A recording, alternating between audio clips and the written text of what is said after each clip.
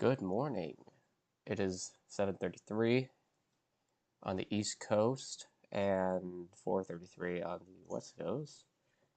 Um, what is up? Give me 1 second. All right. All right. Yeah. What is up? Um, the past 2 weeks, excuse me, has been kind of busy, I suppose, especially this today, or this week having been Thanksgiving, which, happy Thanksgiving to all the fine people out here. We, initially I was going to not stream today, but, given the fact that I haven't streamed the past 2 weeks, and, I wanted to stream today just because I felt like it. I also don't have anything else going on. So, why not? Um, yeah, hope everyone's doing well. Yesterday was Black Friday, yes. I didn't do shit yesterday. Nothing.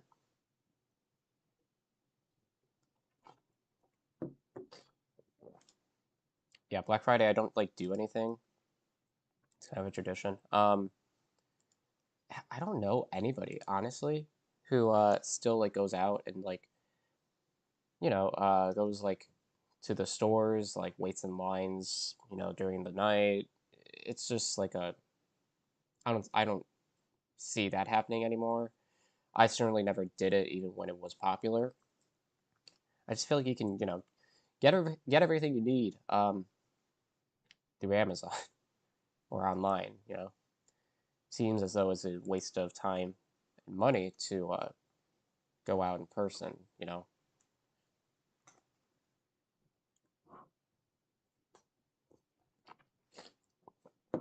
But other than that, yeah, Thanksgiving was pretty good.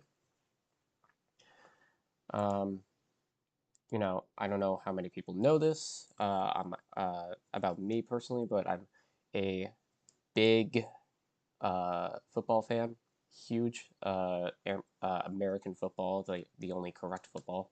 Um, and yeah, I was watching that on Thanksgiving, obviously.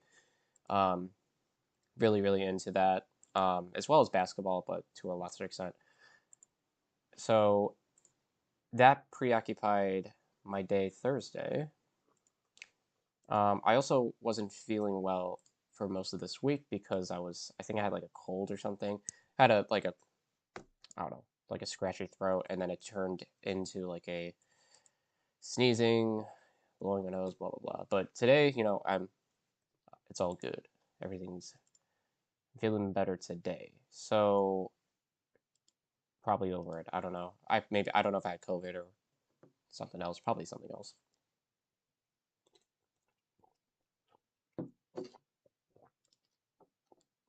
But yeah. Anyway, haven't streamed in a little bit, so I'm gonna do a little longer of a stream today to make up for it. And there certainly is no shortage of stories or things to go over. Um, I just don't even know where to begin. I know it's early too, so probably the viewership is going to be a little bit lower, at least until the numbers say 10 o'clock Saturday. Good time to stream. It's usually why I stream at 10. This is definitely on the earlier side. That's all right though. We'll just vibe for we'll just vibe for a little bit. I am interested in seeing this thing. Here, let me show you.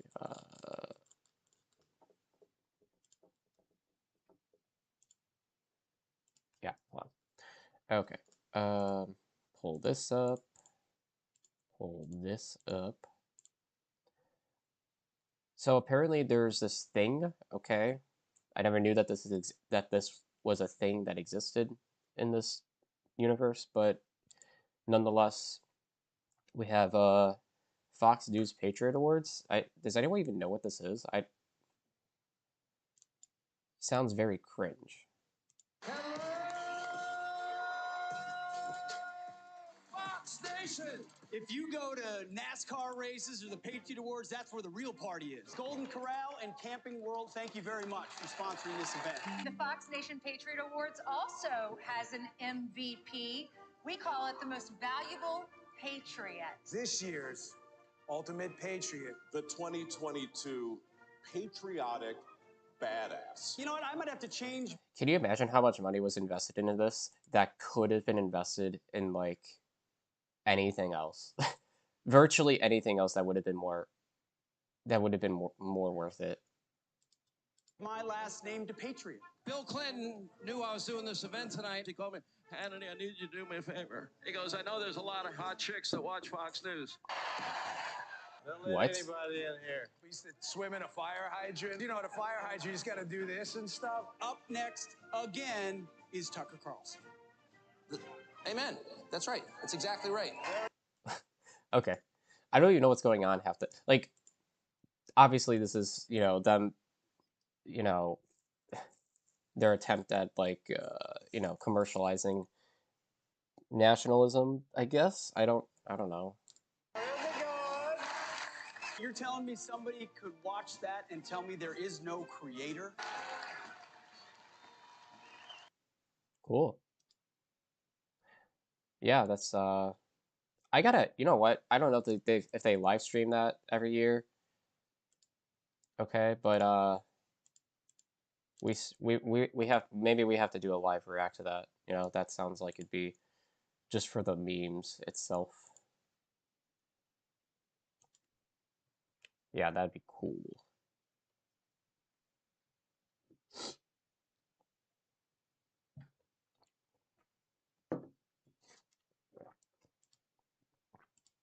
I saw that. Yeah, that was like a week ago. Yeah. Damn. Oh boy. Good lord. Yeah. So there's that was the lighthearted moment here. There's just so much stuff. I guess we can just dive into it. Hold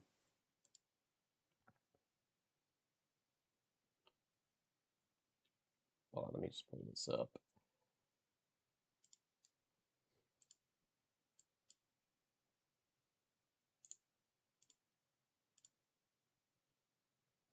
Yeah, I gotta pull up some multiple things here.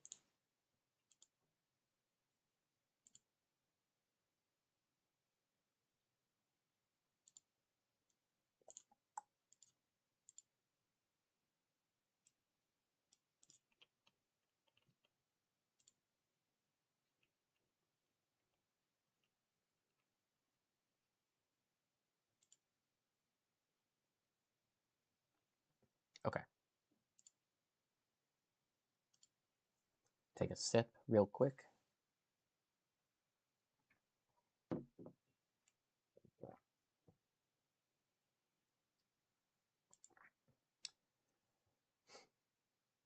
All right, so you guys know how Kanye West can't stop being anti-Semitic. Well, the train just keeps on rolling, and we have seen now a meetup between Kanye West and Nick Fuentes, as well as Donald Trump. Um, Now, the relationship between Kanye West and Donald Trump has already been connected because he went to the White House during Trump's presidency at some point. I don't exactly remember when, but he was, of course, pro MAGA, whatever. Now, if you don't know who Nick Fuentes is, he is a far right white supremacist, very charismatic. I no doubt believe that he has also contributed to far right candidates in terms of monetary contributions or pushing his viewers to go out and vote for them. He is he's a pretty popular figure in new media for sure.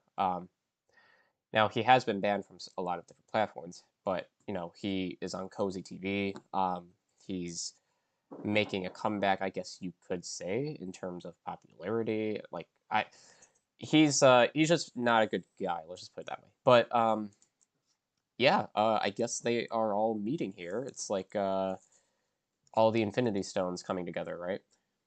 And um, Kanye. Oh, hold on. Yeah, this was on. Was this Thanksgiving? This was on Thanksgiving. Okay. While you guys were nibbling on some turkey and going up for seconds for the mashed potatoes, Kanye dropped this video. Yay 2024. Let's see what it has. Let's just watch this.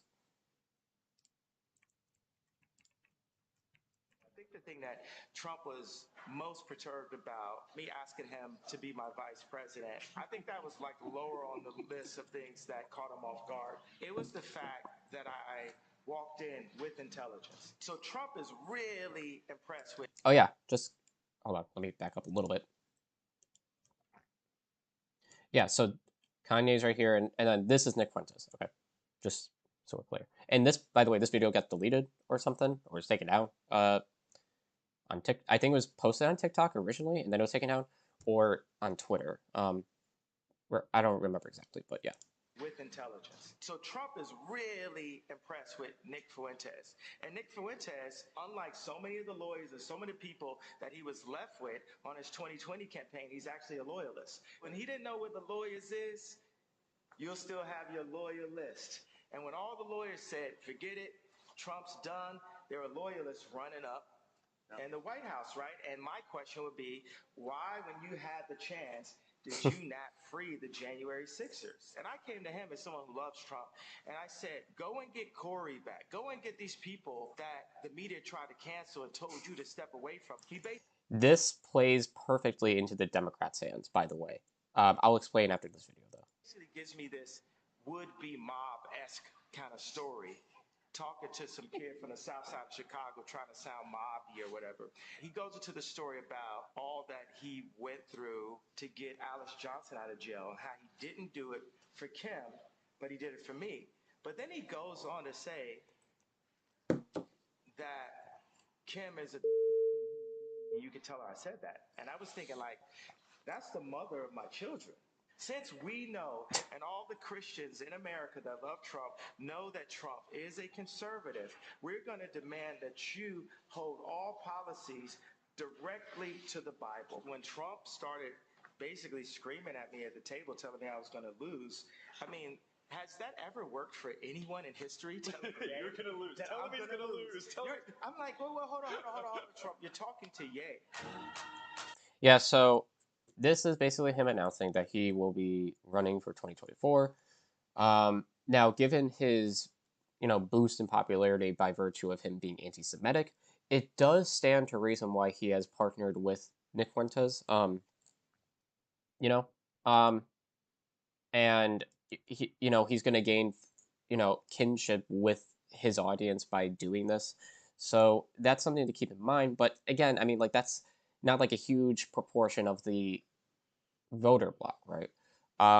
Now it certainly is on the rise with anti-Semitism. That is true.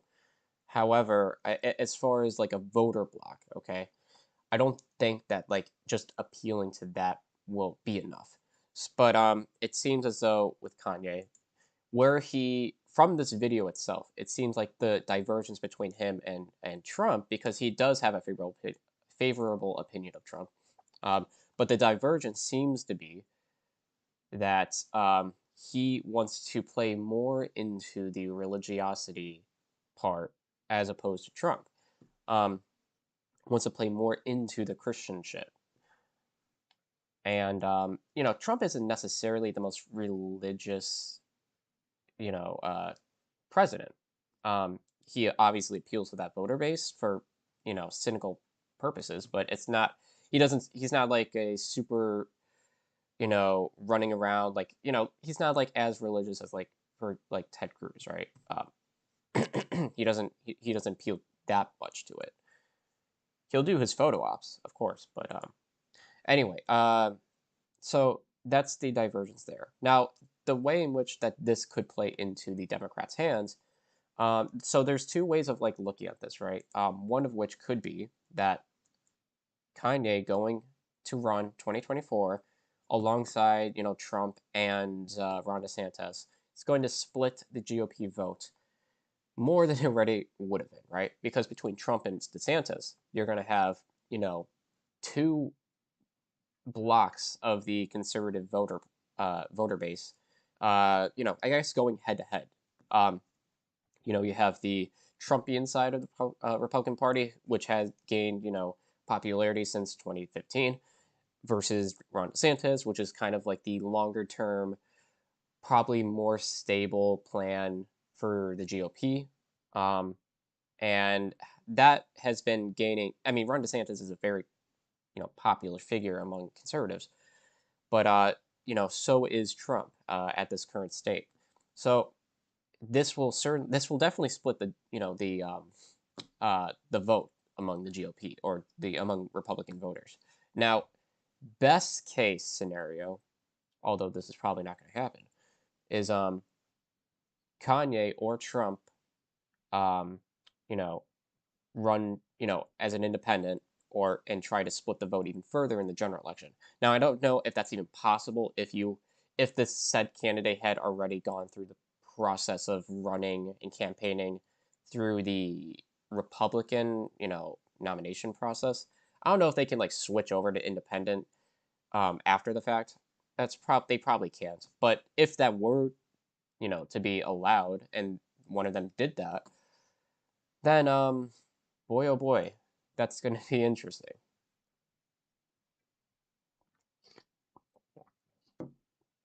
Now, I'm not going to say like it's a Ralph Nader situation because I don't think it would be, but I think that split between Republican voters is going to be, a big deal, make a meaningful difference. Obviously, this is an eye test, but still. Um, Now, yeah, I mean, like, look, I think best case scenario is that, believe it or not, I think that Trump winning the Republican nomination would be the best case scenario. Um, Actually, I think maybe even Kanye winning, but that's so unlikely that I'm not even going to entertain that idea. I think that Trump winning the Republican nomination would be the best scenario because, like, you have Trump who is like he he is certainly, at one point I would have argued that he's like a proto-fascist, but at this point I feel as though he's more like a for realsy fascist, right?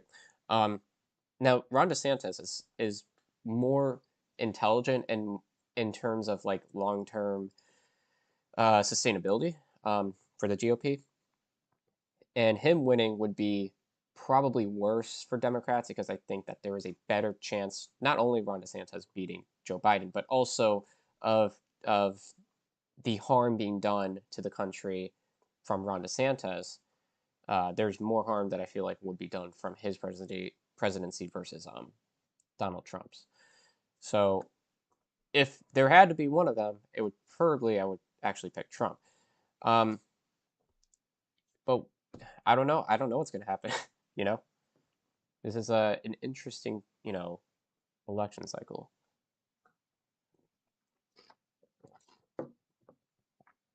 I think regardless of who wins the general election in 2024, what's really important also is who has control of Congress. So if Democrats can secure the Senate again, as well as and then secure the House, then going into 2024, that would be great, for regardless of who wins the general. So there's a lot of moving parts to this, right? Like there's a lot of things to analyze, I guess. But yeah, I don't think Kanye is gonna win the GOP nomination, but he'll split the votes. He'll have a boost for a little bit, I think, and then it'll fall off a cliff near the time where the Super Tuesday takes place. But yeah, that's all I have to. I guess all I have to say about that. Now I know they met at Mar-a-Lago. Is that true? Is this paywalled? It is paywalled. It's pay. Wow. Okay. I guess I can't. No free speech. Cool. Yeah, that's all I had to say about that, I suppose. I think Ron DeSantis is the better candidate for the GOP in the long term. He's like a like a true and tried intelligent fascist, and Trump is like a dumb fascist. I guess like if you're a fascist, regardless, you're not really going to be that intelligent to begin with. But relatively speaking, I think DeSantis is probably better. And unfortunately, the outcome. Hold on, one second.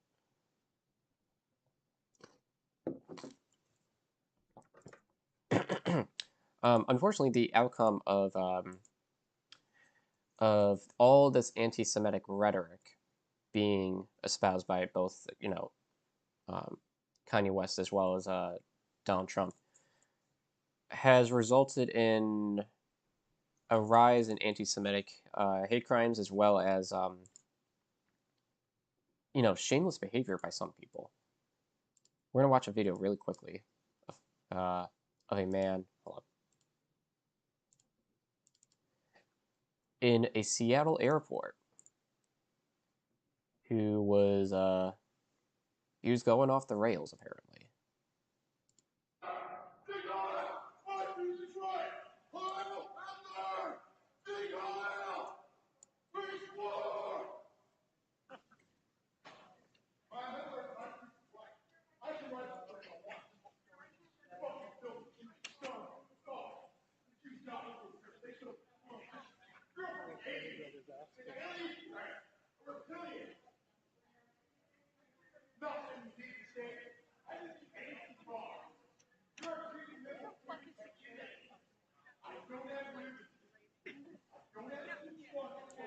So I have said this in the past, but I believe it bears repeating.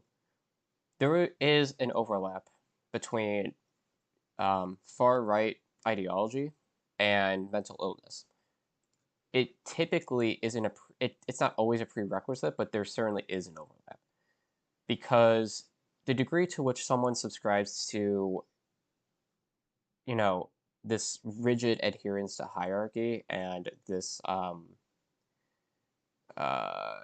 disdain for certain groups of individuals based upon, different characteristics is one that is usually born out of, you know, you could argue poor upbringing, generational bigotry, but I believe also some of it does, in fact, lie with just mental illness.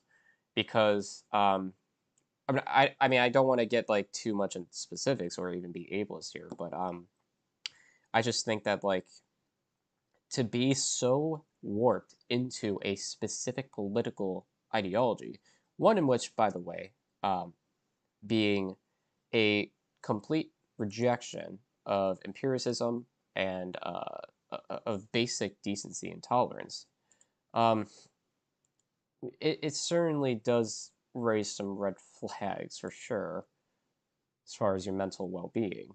Because if, and by the way, even if this person was let's for sake of argument just say that this wasn't they weren't saying Heil Hitler, but they were doing some stupid fucking communist whatever, you know, um, then the argument, in my opinion, remains the same because the how shameless do you have to be to in a public setting be as adherent to your ideology as this, publicly broadcasting your affinity for, in this case, Hitler. I do believe that there is a overlap with far right ideology and mental illness. I think that's true for sure.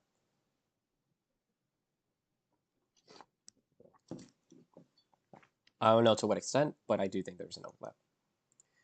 But the rhetoric again that has been, propagated from people like Nick Fuentes and Kanye West and Kyrie Irving has led to, in part, the behavior exhibited from this individual in this video. So to take away, I guess, the GOP, I don't know, like in terms of 2024, what are they going to run on? Well, I think that like it's going to come down to a lot of it is probably going to come down to you know, inflation. I think the war in Ukraine will definitely be, you know, they'll probably placate or they'll play into the whole like we're giving Ukraine a bunch of shit to defend themselves, and all the while we're not taking care of our own. They'll, you know, go against that. And if you notice, with whatever we, you know, conservatives discuss anything, most of the time they are talking about things that they are going against, things that they dislike, or things that they want to fight against, right? They don't usually, it doesn't feel like at least, they talk too much about the things that they're in favor of doing. You know, the extent to which they do talk about that, I feel like it's mostly just like, you know, tax cuts and honestly, that's kind of like it. You know, because a lot of it is vacuous. Like it's like culture war shit, and like we need to stop the woke mob from showing a gay person kissing on you know Lightyear, or like we need to like they focus on frivolous things is my point, and they also only focus on the things that they're against rather than the things that they're in favor of, because naturally they're just, you know, wanting to get or ascend to power to fight against liberalism as a whole.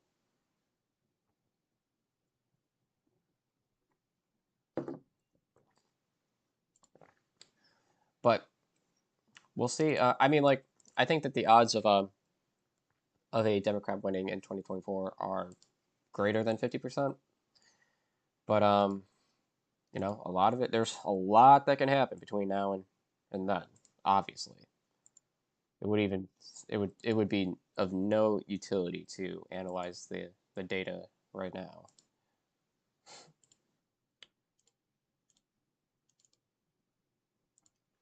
So yeah. Um,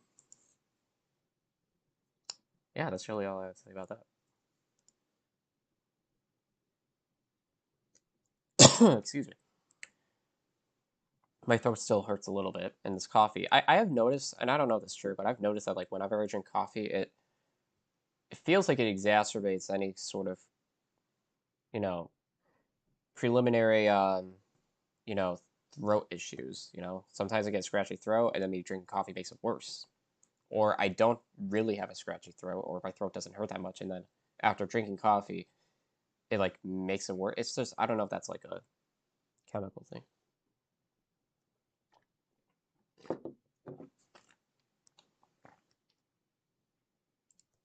Oh boy, but yeah, I don't know.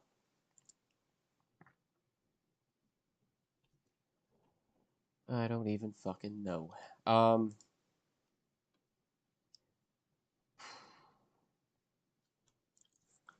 oh yeah, I saw this. Hold on.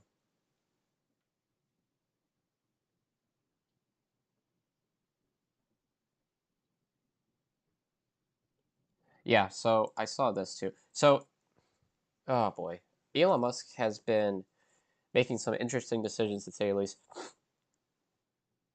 with Twitter. Now there's obviously there's a lot of things that I haven't necessarily discussed on this channel yet. He, you know, released or he fired. I think that there was a bunch of people who walked out.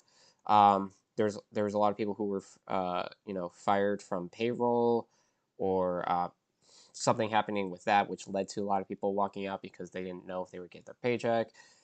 Um, and this led to Elon Musk saying, you know, things like, you know, I thought Twitter was supposed to die by now, but it hasn't. So this shows that, you know, these woke big tech companies are you know, needlessly putting too many barriers in place, or aren't efficient with managing uh, big businesses or whatever. There's a lot of extrapolations basically to take away from the things that Elon Musk has done with Twitter, and I believe he's even considered selling it in the short term here. I don't know when, um, but he reinstated Donald Trump, so that was another thing that was big. And that was conducted through a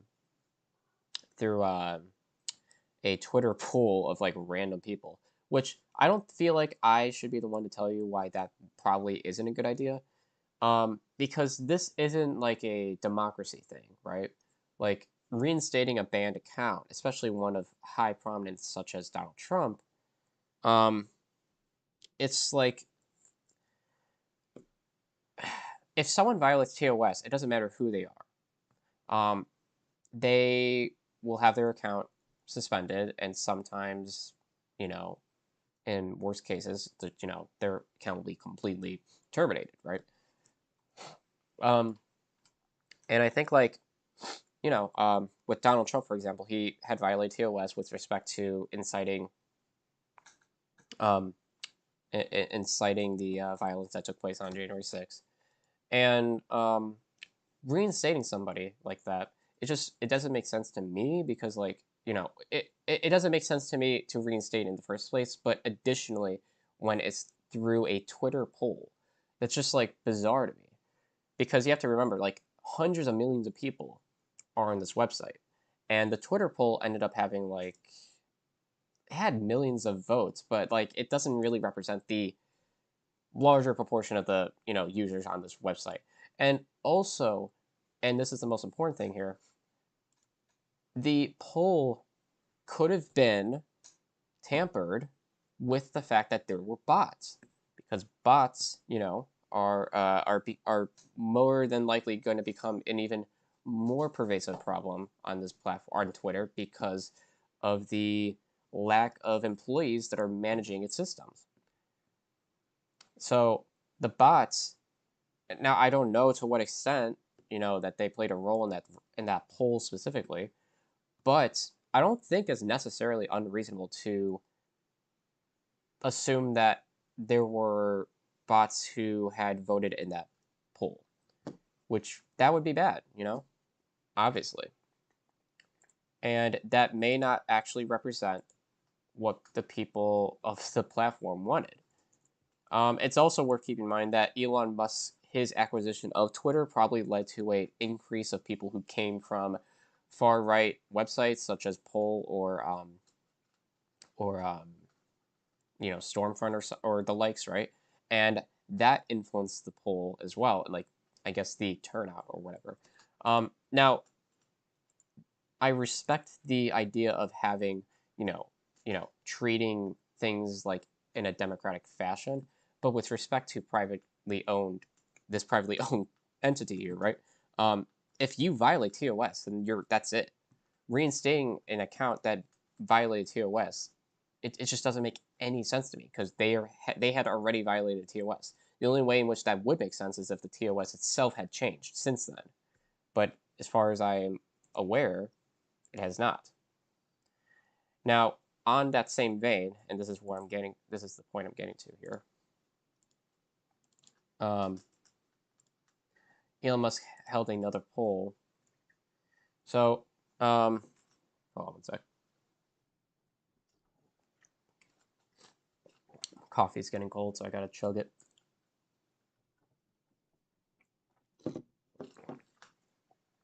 Elon Musk had another poll. Should Twitter offer general amnesty to suspended accounts, provided that they have not broken the law or engaged in egregious spam? Now, interesting. So, what do we define as egregious spam? Egregious, by the way. Broken the law. Um, why is that relevant? This is Twitter has a TO. It's not breaking the law to say the N word or spam the N word. But it violates many different social media, platforms TOS. I don't want them on this platform. I think it's good to stigmatize bigotry. I don't know. That's just my opinion. So basically, what this is alluding to is it's basically trying to. So this is just mind-boggling to me because TOS is TOS. Now I haven't read Twitter's TOS, but unless it has changed since Elon has bought Twitter, um, I'm pretty sure that like doing things such as like Holocaust denial, spamming the N word, sending death threats, inciting violence. These are all things that are that violate said TOS. Um, and I don't get why I don't get how this is like possible to me. If they violated TOS, then they were suspended. So why would we just unsuspend them if they didn't break the law or engage in egregious spam, whatever that means? It just doesn't make sense. And I feel like again having a vote. First off, 3 million is pretty fucking low when you consider all of the people who are in this platform. But um, why would they go off of a poll? You don't know to what extent bots are influencing the numbers here. They could be making a major difference. Also, this is a really fucking stupid thing to do. So we're gonna have people now who were banned for sending death threats. We're gonna have people who coming back who were banned for inciting violence. We're gonna have people who are coming back who are openly bigoted um because they didn't break the law. It's bizarre, and as this person highlights, um, this will affect the extent to which advertisers would want to come onto the platform. Um, because these advertisers, they're not going to want to be affiliated with Twitter if a lot of the user base is, openly, transphobic, racist, um, or what fill in the blank. They're not going to want to deal with that bullshit. And I don't blame them.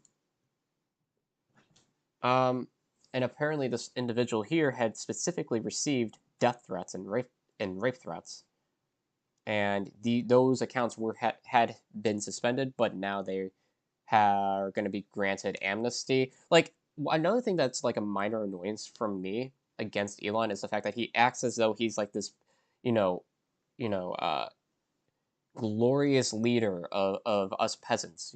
Like the way in which he talks like this, it's just like so, it's just sanctimonious.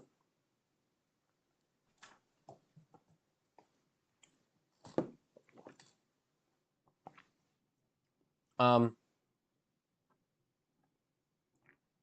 and that's another good point here. This person highlights is that Twitter has operations in other jurisdictions such as Canada and Europe, and there's probably going to be a conflict of interest with respect to law.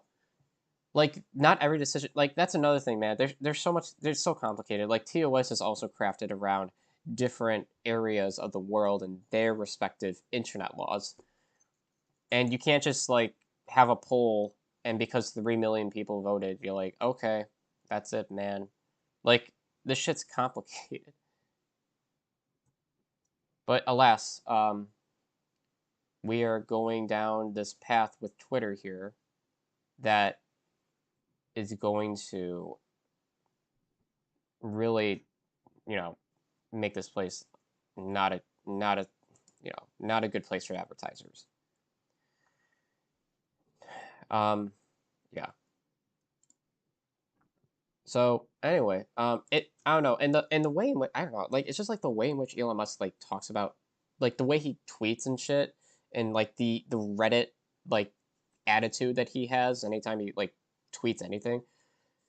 It just feels like because it feels like a billionaire who bought like a yacht and is like showing off. He's like, hey, look at me, guys. I have this poll and I'm being so fair and blah blah blah, and like it just it's like it's just like sanctimonious and braggy. I don't know. That's more of like a minor thing I have with this with Elon, but the main thing is having a poll to determine who, should this person be allowed back, or should these suspended accounts be allowed back if they haven't broken the law or whatever. A very bad idea. So, anyway.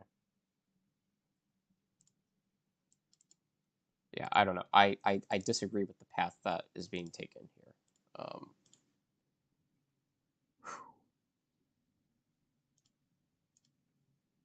Yeah, I mean,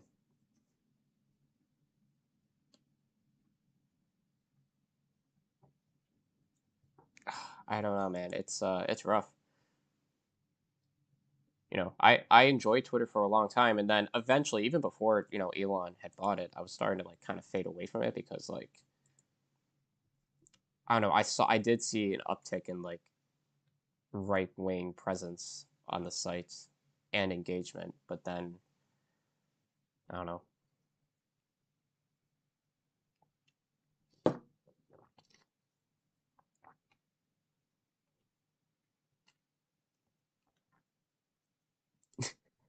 Oh yeah, I saw this. Elon. I saw this tweet from Elon. It's a banger. My guy just keeps tweeting banger after banger.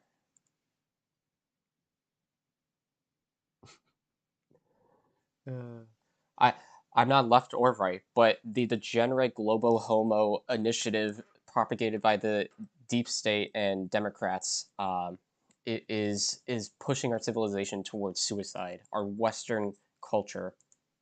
Again, I'm not left or right. I just hate all gay people.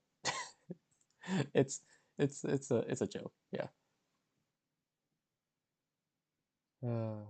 This is what, dude. This is what I mean by like the. This is why people who always like say like like this is the embodiment of enlightened centrism. Okay, this is like the embodiment of that. This is like what people say when they say like if you claim to be indifferent between politics, or you're not, if you quote unquote aren't left or right, then you're really right, because this is basically the what people believe. This isn't even to mention the fact now, like typically, when people say they're not left or right and they get called out for being, pro conservative or pro right, it's because now typically it's because of like you're complacent with the bigoted policies that would otherwise have been propagated or passed through, the conservative chamber of Congress. Um, and complacency is as bad as complicity. Um, but in this case, it's actually worse. Yeah.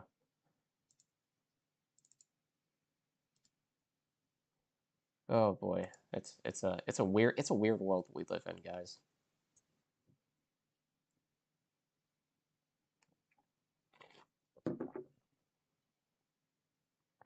Oh shit, man. That's right. Hold on. Okay, hold on. Just to backtrack 1 second. You guys know how I was talking about how the fact that like bots were we don't know to what extent bots are playing a role in these what do you call it? These polls? Well, supposedly fake followers. Now I don't know what website this is, to be fair. But Elon Musk has 70.2% of his followers are fake. That's over 80 million. And the tool defines fake followers as accounts that are unreachable and will not see the account's tweets, either because they're spam, bots, propaganda, or because they're no longer active on Twitter. So he has a median of 41% fake followers. So this is why the polls are bullshit, guys, okay? This is why it's here's the thing, okay? I don't know if this was maliciously done in terms of the polling, because he had a poll and he's pretending to be like this, totally fair, impartial, process to doing something that would be otherwise determined as controversial, right? Like unbanning Trump. Um, but I don't know to what extent it was premeditated, I guess. But this is terrible, and this should tell you that it should at least raise some red flags, like it to me, because I'm always assuming the worst. I feel like that this was done from Musk to give the illusion that he's speaking for the people, and by the people he really means just the users on this website. And um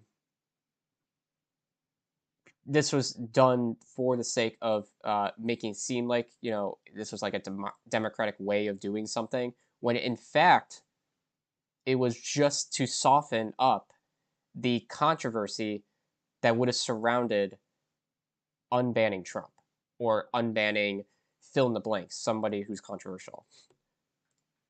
That's what this is really about. So, yeah, I mean, like, this guy, it's pretty openly a conservative. He serves the interests of conservatives, day in, day out. He uses the rhetoric typically employed from conservatives. Um, yeah. There's nothing about this guy that's like impartial or like in the middle on the political spectrum. Nothing at all. Just another billionaire showing off his toy to the world. By buying Twitter. Oh shit. All right. I'm gonna take a quick break. It's 8:20. Oh yeah. I'm gonna take a quick break. Then we'll talk about the Club Q shooting, and then we'll go from there. All right. Um, let's take a quick break. I'll be right back.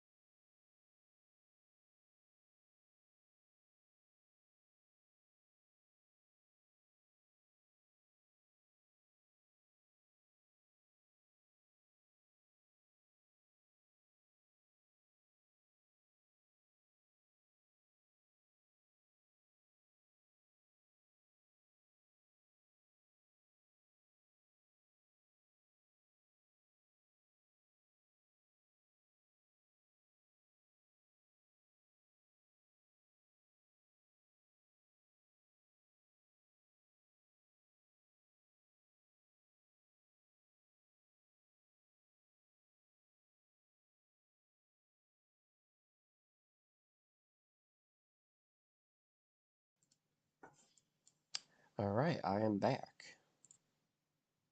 Oh, all right, howdy. Yeah, let's get into this next thing here. It's gonna be depressing. Well, one second.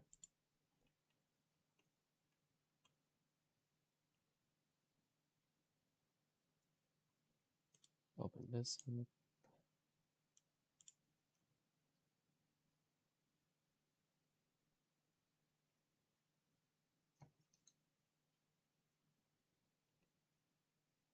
Oh, this is a good thread. Okay, we'll look at that in a second. All right, I'm Gucci. I'm ready to go. Excuse me. Sorry.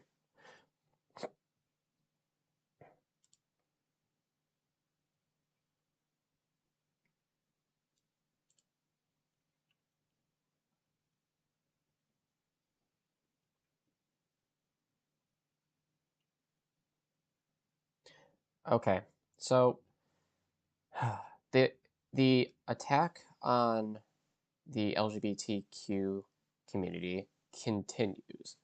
We have seen it through structural violence. We've seen it, interpersonally with, bigoted, comments and the like. We have seen intimidation throughout the country with respect to the Proud Boys attending, um, drag shows or whatever. And it has reached a fever pitch, I would say. You know, at this point, because we are now at the murder stage. So, obviously, this shooting took place if an eternity ago, and in terms of like uh, you know, news cycle is concerned. But it's important for me to cover it, and I want to cover it, so I will. So in fact, there are new details supposedly regarding the suspect himself. Um, Now, basically, what happened is there was this person who came in and shut up a queer bar, if I am not mistaken, nightclub.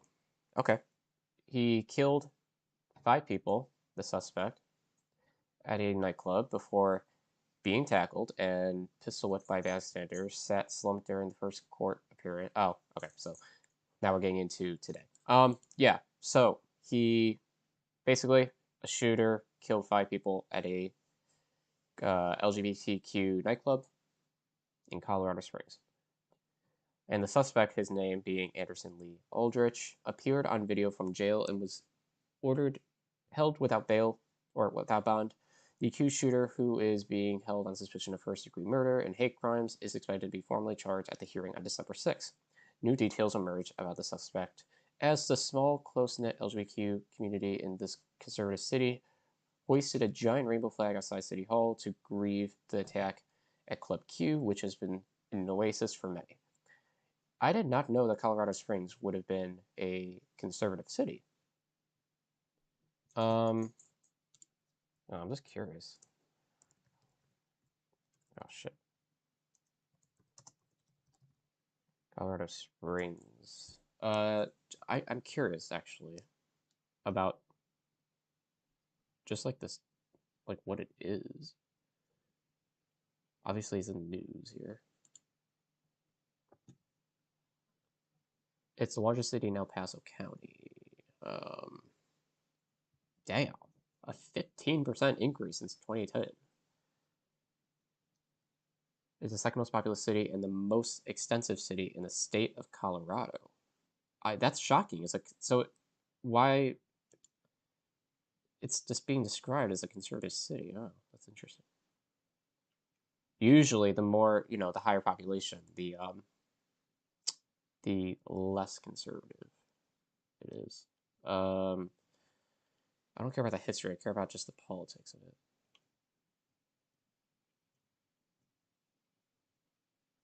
There's some tourism, I bet.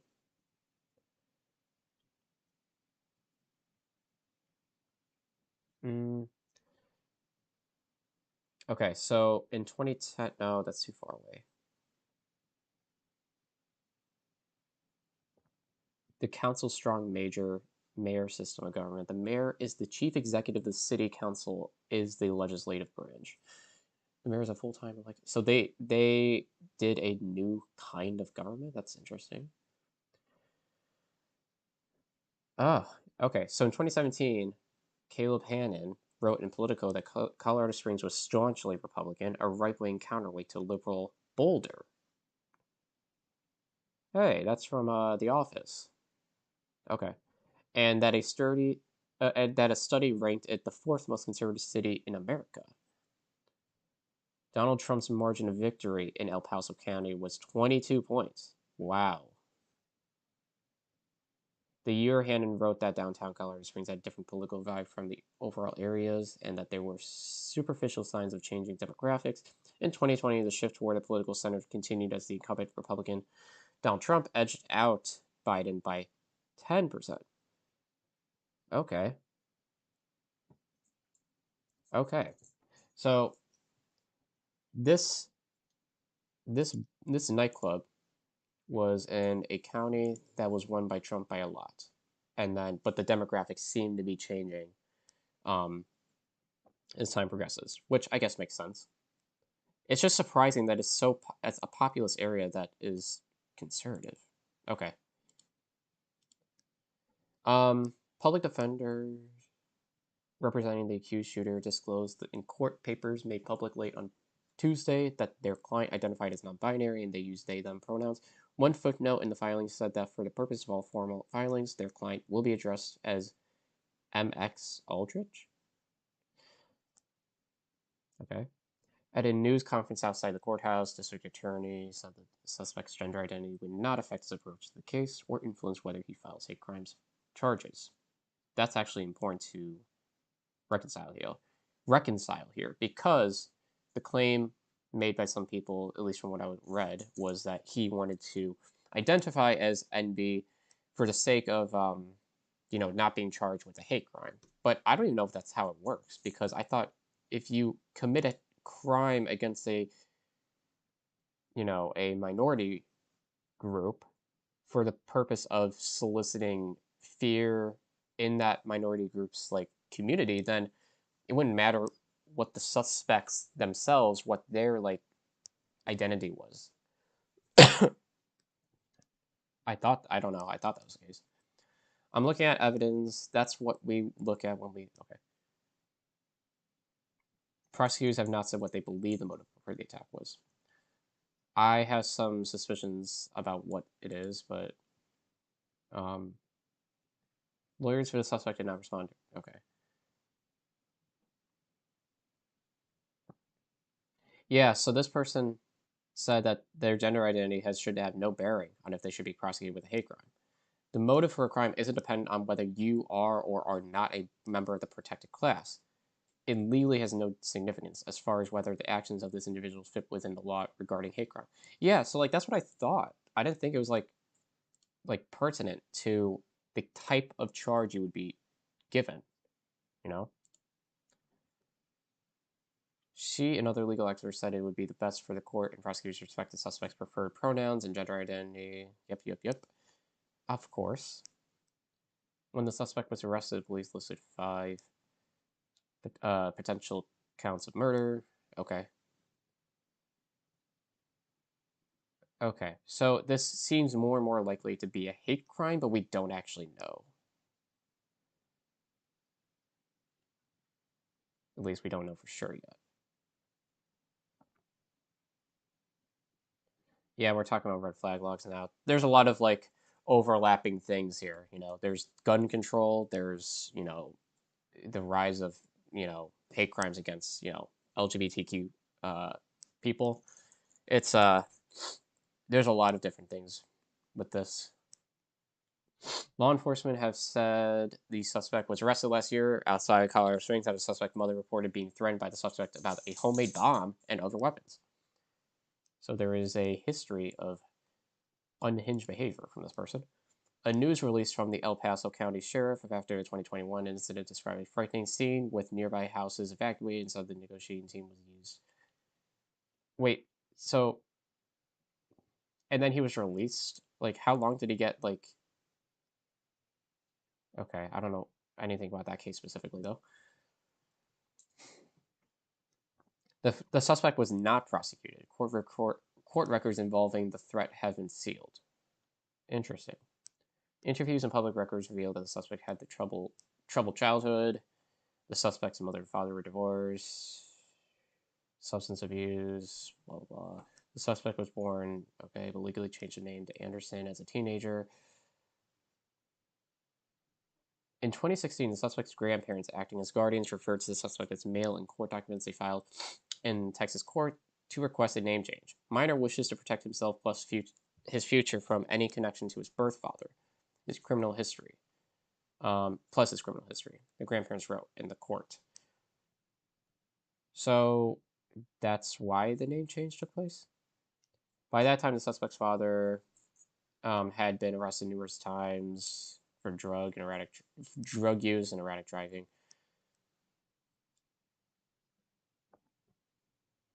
So they changed their name because they were embarrassed by their father, according to his ex-wife. That seems like a reasonable, like, that seems reasonable to me to change your name. So yeah.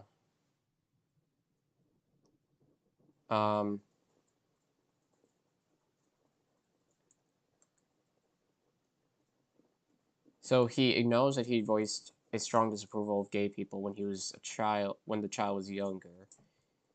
Mr. Brink expressed sympathy for the families of the victims. Okay. So there's a lot of shit going on, basically, with his upbringing. Okay. Now, with that being said, it's important to, now this is a good thread from Merrick. It's important to remember. Now, at some point, he had, the suspect had, claimed that he was a part of the community itself, and wanted to be referred to as they them, or like he was non-binary or something.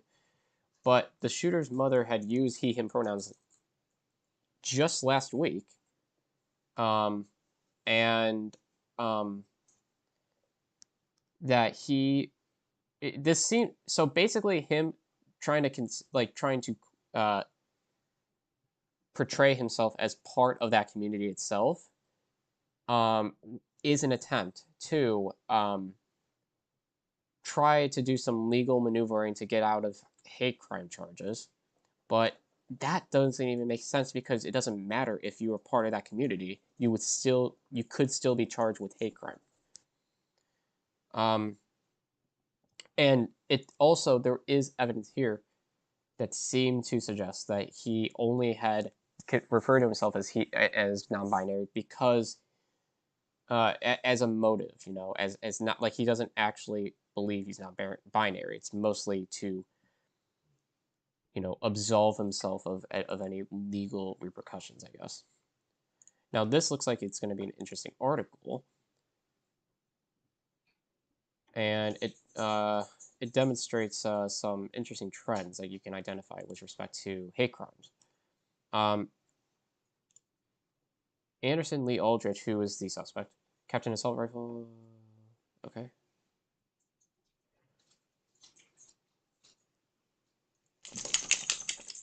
So he would use derogatory terms against gay people, of course. And most of the time it came from a place of anger. So he hates gay people. Like that's obvious here. Now it doesn't necessarily seem out of the realm of possibility that somebody would claim to be non-binary after having been charged, after having committed violence against the community non-binaries are affiliated with. That seems like actually it makes sense.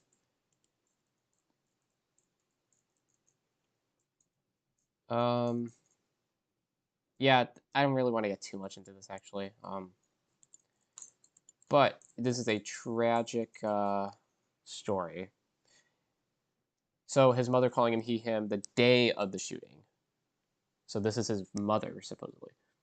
My son is missing. He is 22 years old. We made plans to go see a movie. He ran back. Interesting. So he was referred to as he and him, even up to the day of the shooting.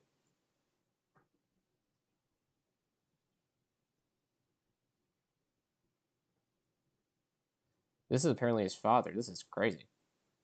They started telling me about the incident, a shooting involving multiple people, and then I go to find out it's a gay bar. I said, God, is he gay? I got scared. Shit, is he gay? And he's not gay. So I said, phew. You can't make this. You really couldn't make this up, man. This is so obvious. He has obviously a bad family. Well, I don't know about his mother. His mother seemed to like be suffering from mental illness. Yeah, man, this is definitely a good thread to to look at here. But this seems to be a consequence, of the increase of structural violence committed against, the LGBTQ plus community. I have throughout this year gone over many different, pieces of legislation that have been levied against this community. Um, I feel as though I talk about all the shits that are going on with the trans community and the like all the time, almost every week. And I just feel it's important to to highlight this because like the amount of violence being taking place against this community has been ramping up for like crazy, especially this year. We saw it last year as well, but like damn, it's like fuck, man. This shit's it's a nonstop train.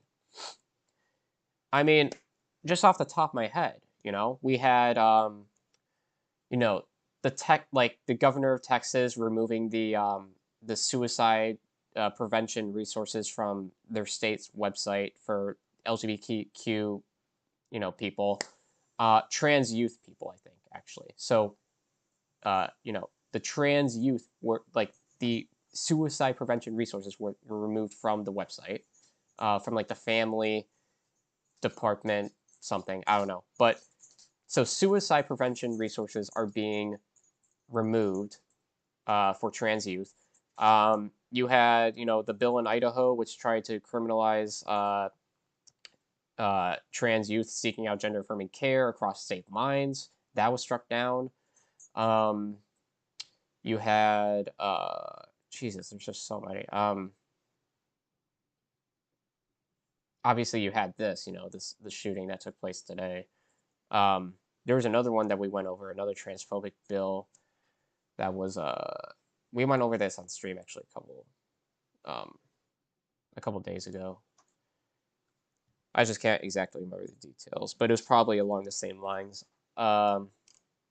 Basically trying to, a lot of these bills are pretty similar, but it's all along the same vein, which is trying to criminalize gender affirming care, even across state lines, So that seems to be the common denominator, right?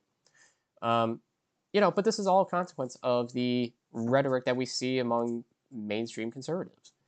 The groomer rhetoric. We have, it's just like it's just ramping up a lot. And it's it's not going to get any better. Oh, and the thing in Florida, right? The thing that actually passed. That were the oh shit. Actually, I'm gonna have to look it up. Lord. Oh, do you guys remember the genital inspection bill that was passed in Florida? It was passed in Florida as well as Ohio, I think, or tried to have been passed. Basically, if teachers or somebody suspected that somebody was not the gender they were assigned at birth, then they could inspect their genitals to make sure that that way they didn't go into the wrong sport or like I don't know. It was really crazy. That was actually another thing. I don't know if that was longer ago or not.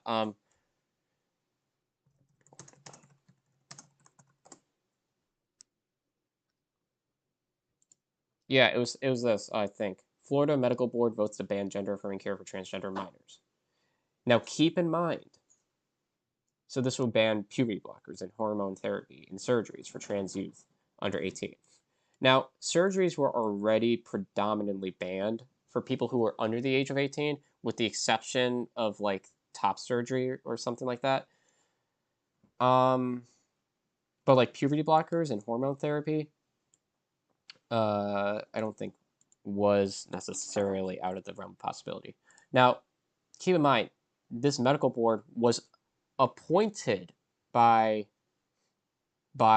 people from Ron DeSantis, that people that Ron DeSantis had appointed to put into this medical board, and who had aligned with politically his, ideology. Um, so it was that should tell you right away that this was premeditated. But it also again demonstrates this large scale trend that we are seeing with anti-trans legislation being normalized throughout this country. It's tough out here, we really have to look, man. I think we really got to ramp up the activism. Now, I don't know how much of a difference we can make, but we should all be outraged from this. Not just from the shooting that took place, recently at Club Q, but also with the structural violence we have witnessed throughout the past, long time, but especially the past 2 years. Um, it's just like now more than ever, the rights of trans people have been, severely under attack, and we have to, as a general population, we have to do a better job um, fighting against that, you know, and not just even fighting against it, but also, you know, ensuring that the people who are close to us in our own lives are doing okay, who happen to be in this community. It's yeah, man, it's just only gonna get worse. And again, like I feel like a lot of this has been exacerbated through that grooming rhetoric, you know. But yeah.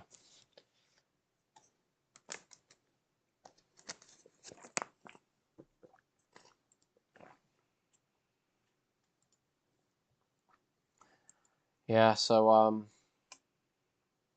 I don't really know what else to say because a lot of this is pretty like um it just feels like rinse and repeat, you know. It's all like the same. It's all like kind of like interconnected.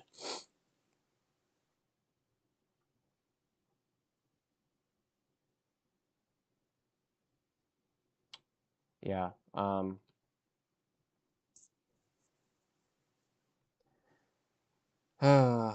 Yeah, it's rough, man. Sorry, excuse me.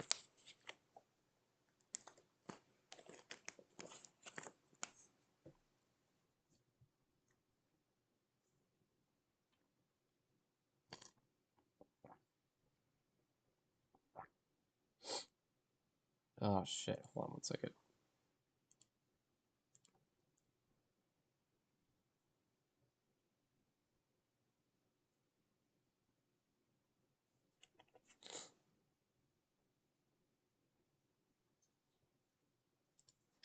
All right. Yeah, there's a so yeah, anyway, I covered all that here.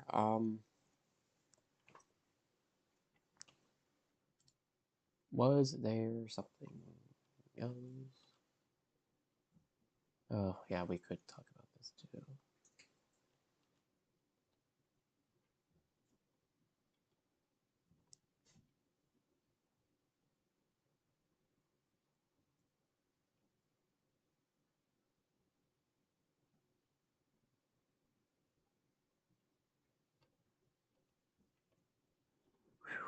Wow. Yeah. Hold on, I'll show this too, just to reinforce the. We'll come full circle here. Hold on.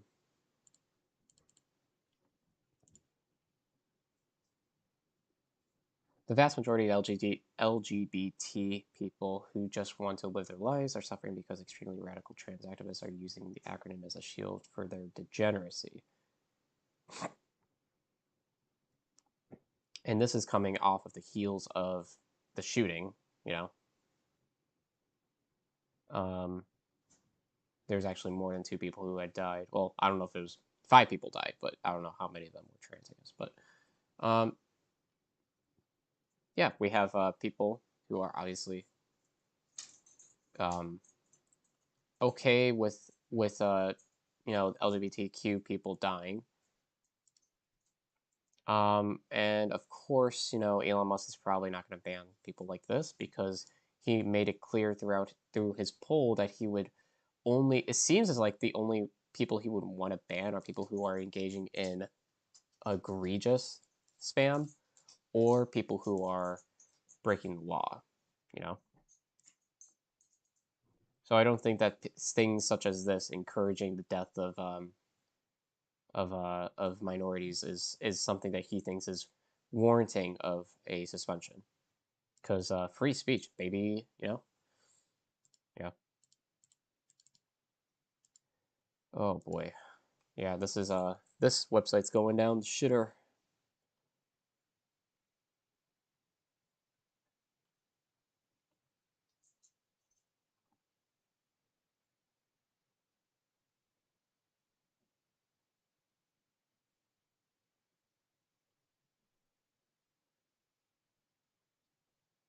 Oh yeah, I know. I keep coming back to Elon Musk, but there's just so much news with it, right?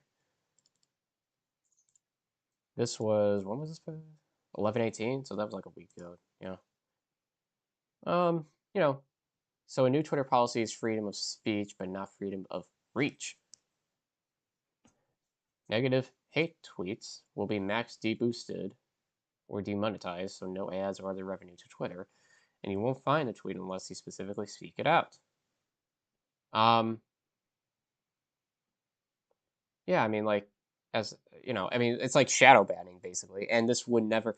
There's multiple things wrong with this. So first off, it's shadow banning, which already has taken place throughout which already has been present on the website, but this is more egregious in that respect. Now, what do we constitute as negative or hate tweets? Like, what does that mean? This is way vague.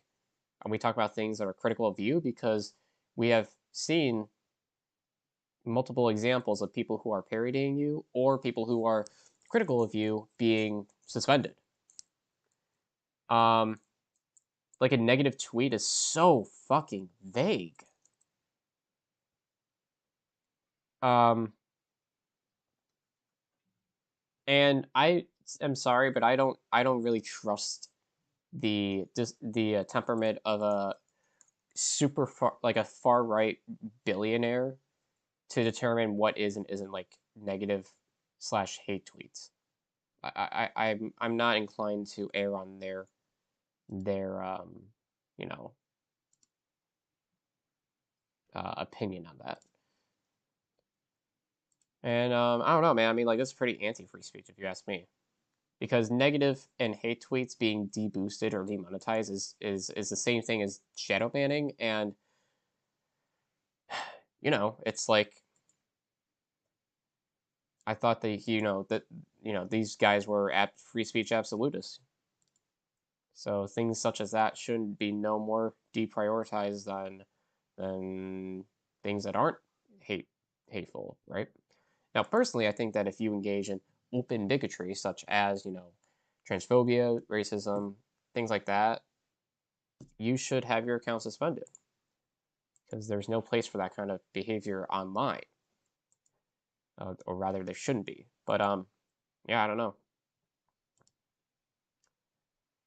It's just interesting because if you work within this guy's own framework, then you realize that like he's supposed to be, super free speech, but he's essentially doing, he's essentially banning these people, but like not banning them. That's why we call it shadow banning. So yeah, man, crazy.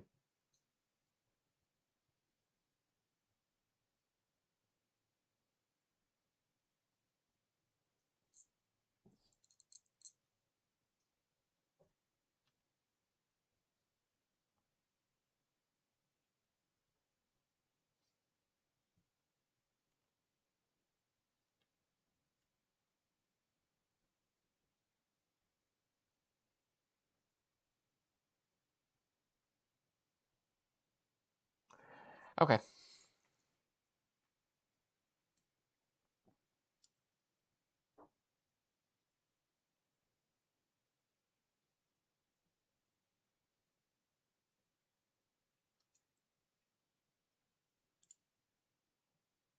All right. So now that we got all that taken care of,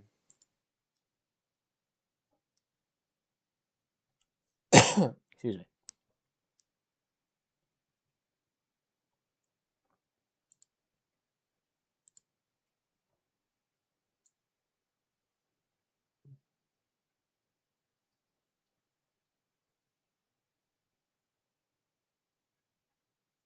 Hmm. Oh shit. Okay.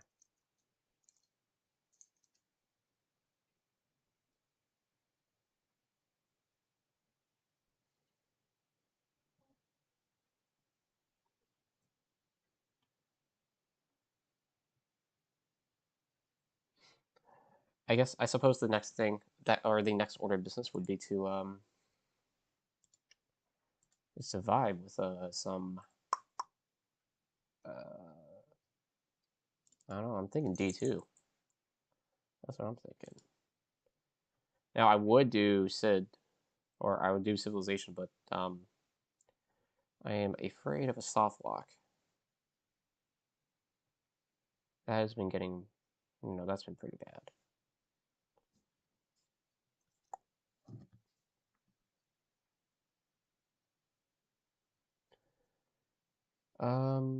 Yeah, I don't know.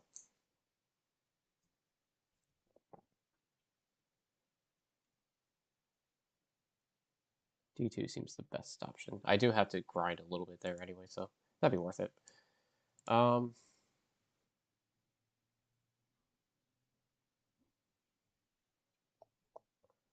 yeah, we'll probably do that. I'm gonna have to rename the stream though.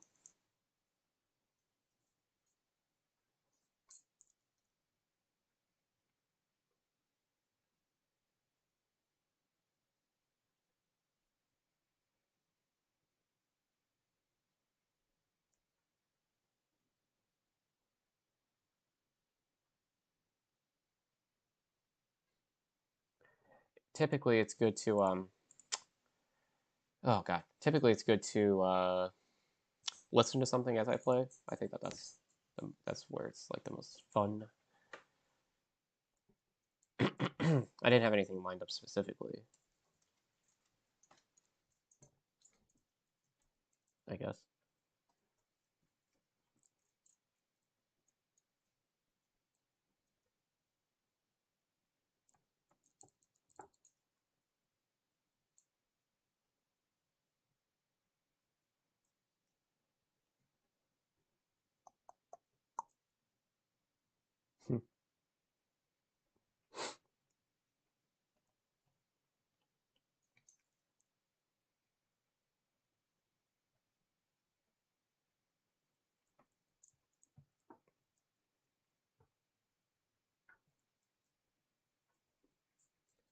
All right, let's start queuing that up.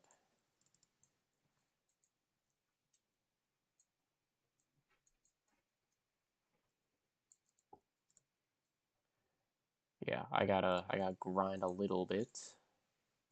on the old E2. Oh, shit.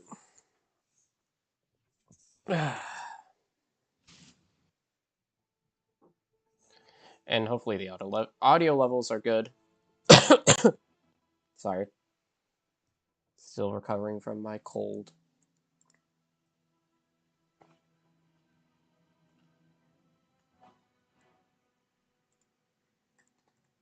Let's see how we're doing.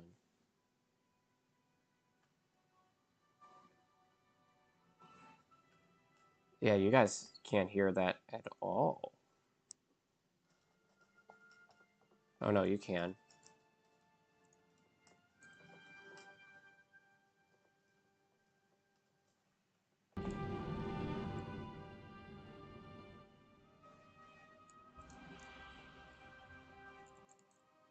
Sorry, I'm just trying to balance this out. The audio is always tricky with this. Because I don't want to echo, you know?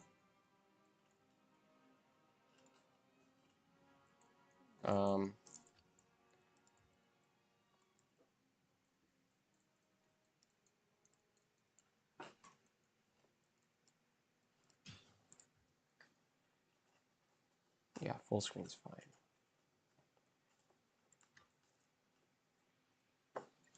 Are we doing offline? Online? Don't know. Oh yeah, I meant to do a sing bard. Ugh. But I do want to... Yeah, I want to do this instead. Okay. Alright, hold on. Hello. D2. Can we get that shit rolling? Here we go. Alright. Cool. I like it. Hold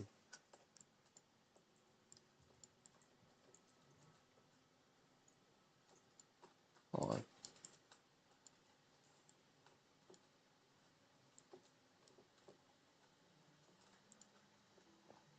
Now I don't know if that's like a good pixel. Hold on. I'll figure it out.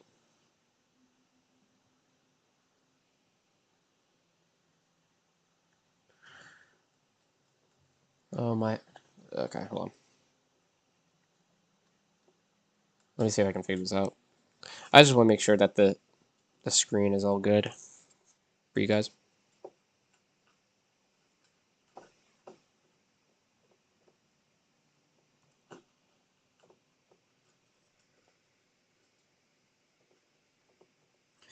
It's a little more clear. Hold on. Would it just be better to do it like that? I kind of like having that thing at the side though.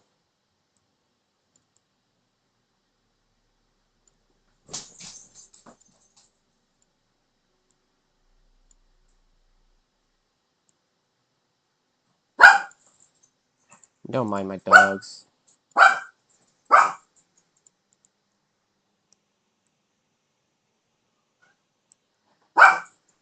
Okay.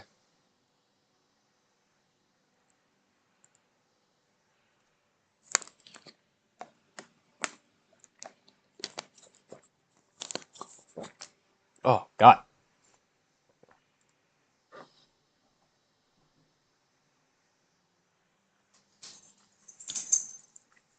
Alright, is the audio good? While that's going, I'm going to see if I can find a vid. Maybe a debate. That'd be cool. Hello, get down. Hmm. No jumping. They fight for my attention every time I come in. Stop. That's Calm what they down. do. Calm down. Calm down. Hold on. Hello. Hello. No biting. No biting. Down. Down. No biting. Calm down. No biting. No biting. No biting or you get the hose. No. You bit. You open your mouth. Only kissies. Okay. No biting. No bites. Good. Good boy. And there's the empty boy. No. No. Don't go up with him like that. Good boy. Good boy.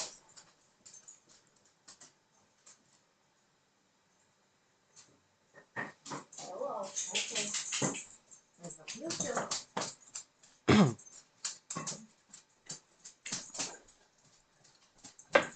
Stop. Calm down. No biting. Oh, it's gonna be on this channel. Okay. Let's check it out.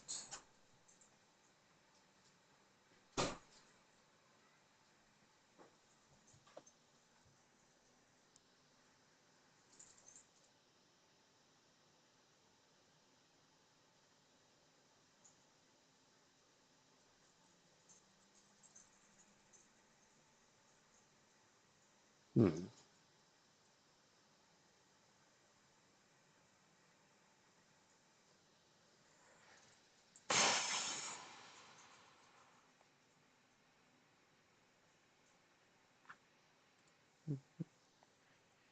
Sorry. Okay. I mean, kind of just feel like, yeah, we're gonna just probably have to play through here. They don't really have too much. Well, no.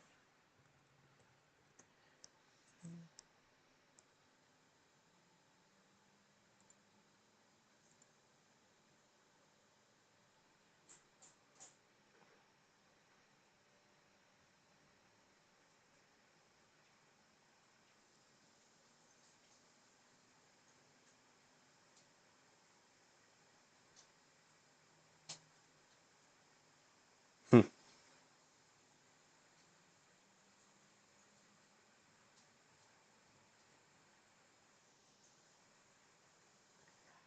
Dude, the music for D2 slaps.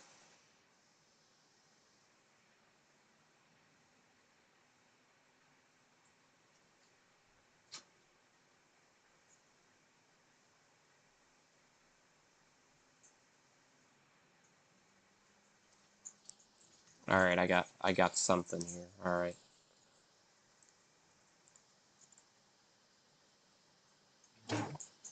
Shut up.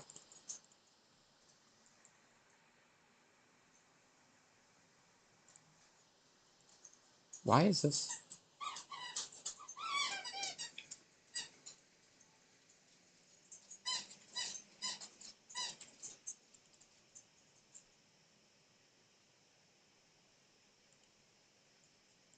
Oh God.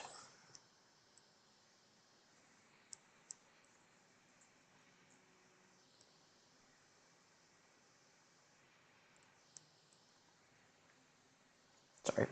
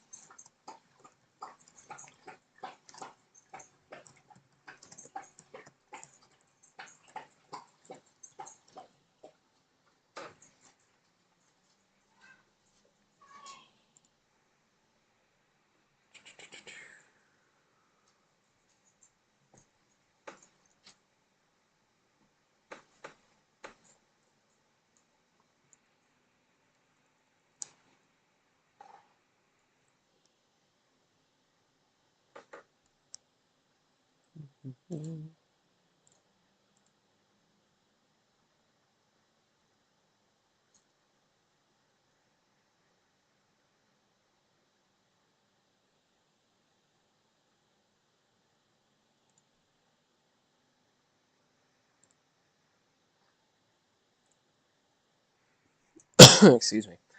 All right. Sorry, just getting some things aligned here. Um,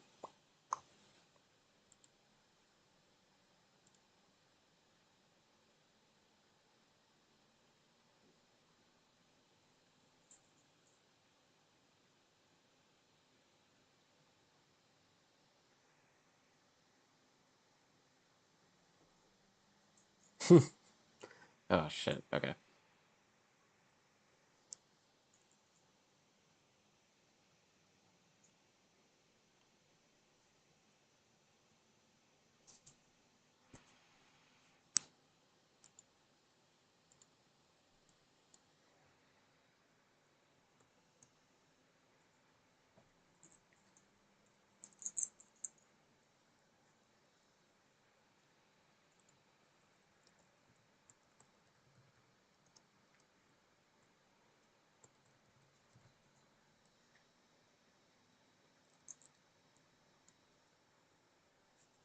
Hmm.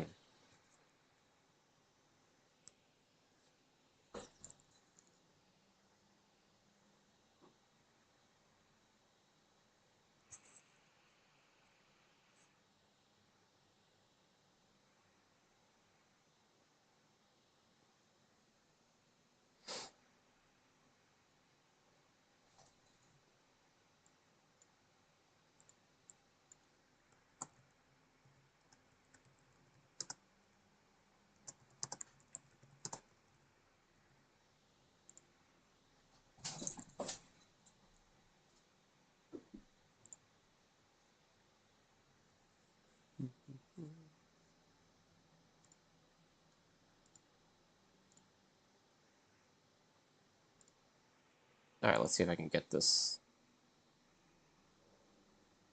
captured on screen here.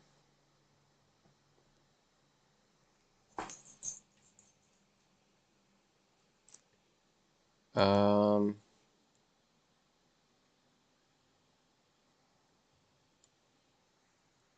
should be able to capture it. Hold on.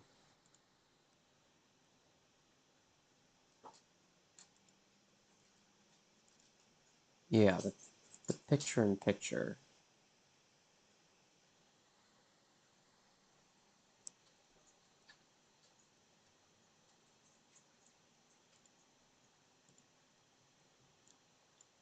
Oh, I gotta overlay it.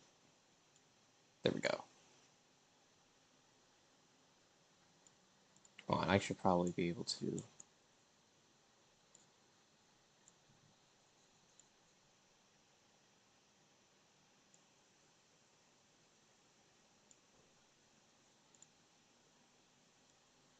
Okay, I think we got it here.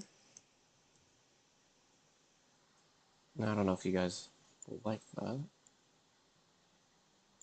Yeah, because, yeah, we gotta do it like this, I think.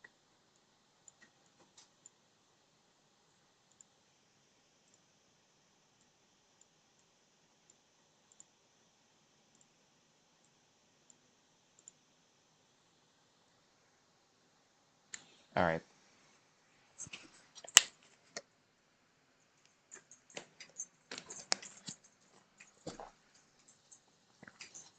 Too much negative space on the bottom here.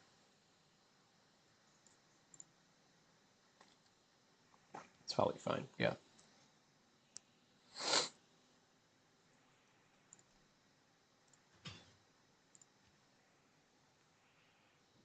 Let me just set it up here.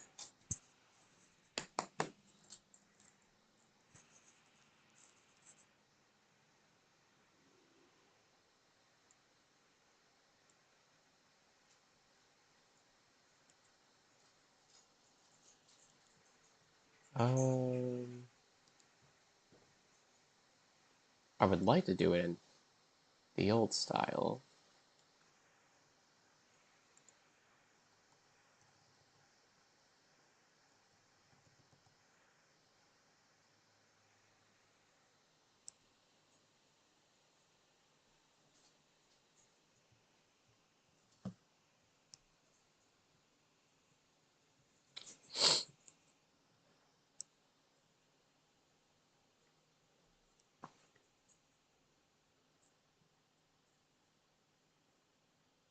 Yeah, I think I like this better.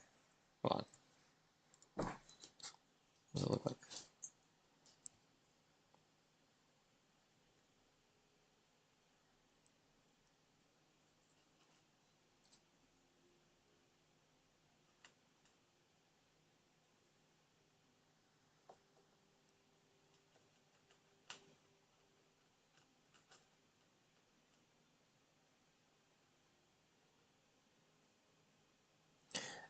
Both of them are fine, actually.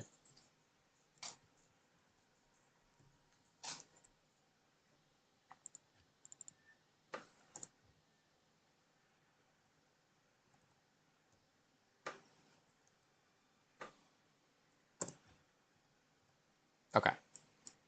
We'll do it like this, I think. Yeah.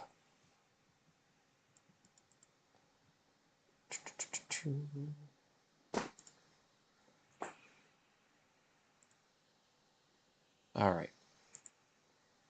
I think we're good. Um, Give me one more minute to set up. Or either 1 second to take my dogs out, and then we'll get it going here. All right. Hang tight.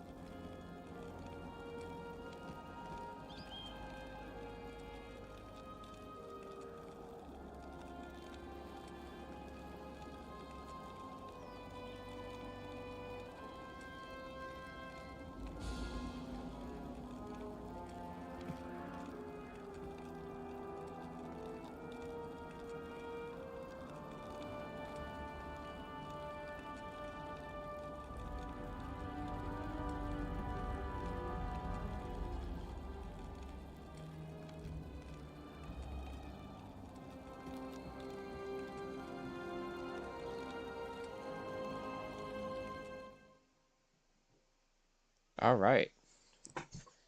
I am back. And I got a hood, okay? And that's because I'm chilly. Ooh.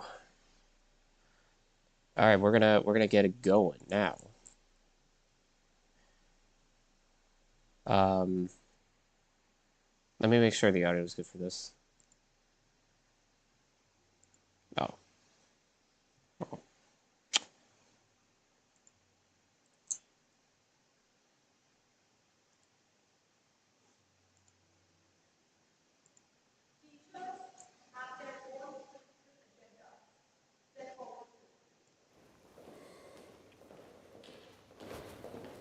I think it's important to recognize that individuals will have political agendas. It's a natural thing.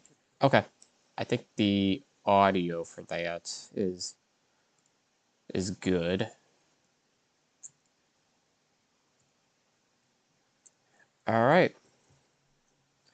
Let's do it. So, conservative parents versus liberal teachers. The marketplace of ideas is a battleground nowadays. Now, for my own purposes, I'm going to turn down the audio here. And then we'll begin. All right. Let's do it.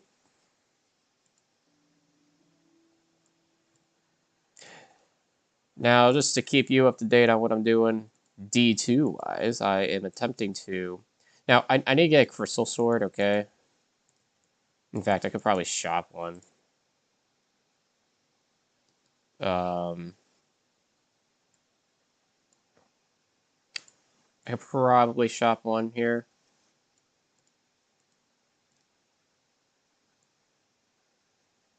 Yeah, I mean,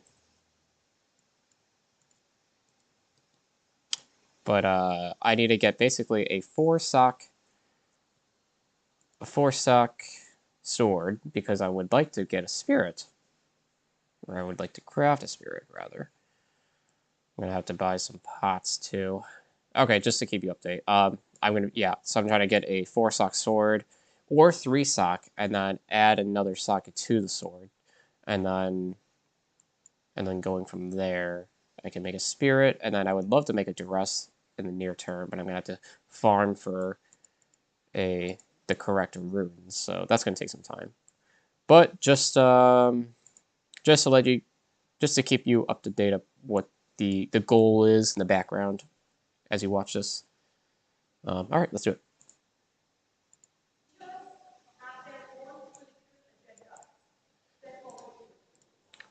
So the question is, teachers have their own political I agenda. think it's important to recognize that individuals will have political agendas. It's a natural thing, and people should understand the political views. I think where we need to differentiate it is whether a teacher should have a political agenda in a classroom. But is your idea of a political agenda like these teachers telling students this is who you should vote for? If you vote for these people, it's wrong. Yes, if you vote or for these people, it's right. ridiculing the beliefs that they may have. Just so you know, that isn't happening. Like a teacher isn't scolding children for wanting to vote for some specific person because children don't give a fuck about politics, typically, and they certainly don't have the wherewithal to understand the complex nature associated with politics. They're usually just making snot bubbles and eating glue and doing shit like that. I mean, like normal kid stuff, right? Um, they don't think about politics that much. So I mean, like it's not like teachers are like looking at them in the eye and saying, "You're not going to be a communist when you grow up." Like it's just not happening. Political or religious reasons, and using their position of authority to mold the minds of everyone else. When it comes to diversity or these new... Now, keep in mind, using your authority to mold the minds of young people is something employed typically from conservatives. Now, the reason why I say that is because they're typically, pretty dogmatic in their beliefs, whether it be religious or political. So that is something that we have seen manifest itself among the conservative space, as opposed to like the liberal space, I guess you could say. But this is not even withstanding the utility associated with um, the political belief in of itself, because of course teaching children that egalitarianism is good is a good thing to teach them, instill that value into them growing up. But from a conservative perspective, they're not going to see it that way. So yeah, I mean, there's multiple ways of looking at it, and honestly, I don't know if me going back and forth like this is actually going to even get me that 3 sock or 4 sock crystal sword. I'm hoping it does. We'll do it a little bit longer, but if I can't find it here, then I may have to farm it. New sort of terms. I am not for certain types of what so-called diversity when it comes to these new kind of topics. Can you expand upon that? Like, what do you think Like shouldn't be critical included? race theory or some of the gender ideology. So, okay. So first off, man, I gotta pause every second because everything they say, I have to debunk it in real time. So, firstly, gender ideology. This is something that's typically, again, employed by conservatives for the sake of fear mongering over the fact that there are trans teachers or NBs out there who are elucidating for their students that there is more than one. There's more than the typical boy and girl gender, right? Like they're like it's a little more complicated. Like it's typically employed again to reiterate how like it's okay if you don't want to be referred to as he him or she her or what have you, for the sake of inclusivity, right? There's nothing wrong with that. Now with respect to critical race theory though, it's not really being taught at all in like grade school or even high school for that matter. That it's not something you see. At the collegiate level, you will see, critical race theory being taught because you're at college and you're specializing in you know, um, a specific major. So you're going to have to be, of course, taught certain things. But no, I mean, like in terms of like high school and shit like that, you're really not being taught this. It's not diverse if you're the teacher, the person of authority in the classroom, and you are saying this is how something should Maybe be. I'll do some tower Yeah, runs. so I come from an elementary perspective. I'm a first grade teacher, so the conversations we're having in class isn't about the socioeconomic nature of the world, but we do talk about just what it looks like for different people in different communities. So when I talk about a political agenda, the agenda that I have in the classroom is to create an environment where folks are able to better understand from wherever someone's coming from. The problem with that, and I don't know if that's the sentiment that's not as a good teacher, response. if a child is sitting there and they happen to be black, and you're saying, well, black people, such and such and such. I mean, you're really that's yeah. Not I do have to stop you there because that's not really said. It's not said black people do this. Well, it's not said Mexicans do this. Again, it's trying to understand from multiple perspectives. That's not saying that every group aligns on the same thought. That's not saying every group is a monolith. What it's saying is, even if you disagree with somebody or you come from a different tradition or a different cultural background, those people's opinions can still be valid. I also need to farm for some gold. I'm gonna be honest, as a teacher, especially after COVID and all of that, I don't have time for a political agenda. I'm here trying to catch up with curriculum, pick up my readers that are, 2, 3 grade levels behind. I do not have time for that. I teach. Oh, I'm in the wrong area. I gotta go to Black Marsh. That's my bad. Kind of, you need to believe this, and that. No. If you're a good person, we're good. We're gravy. All good. You know what I mean? But your definition, and sometimes this can happen if it becomes political, is what is your definition of a good person? Would you think that I'm a good person because I'm raising my kids to be with Judeo-Christian values and they live in a heteronormative home where we talk about how divorce is wrong, cheating is wrong. We have friends of the LGBT community, but we teach our children that from a biblical perspective, that's not okay.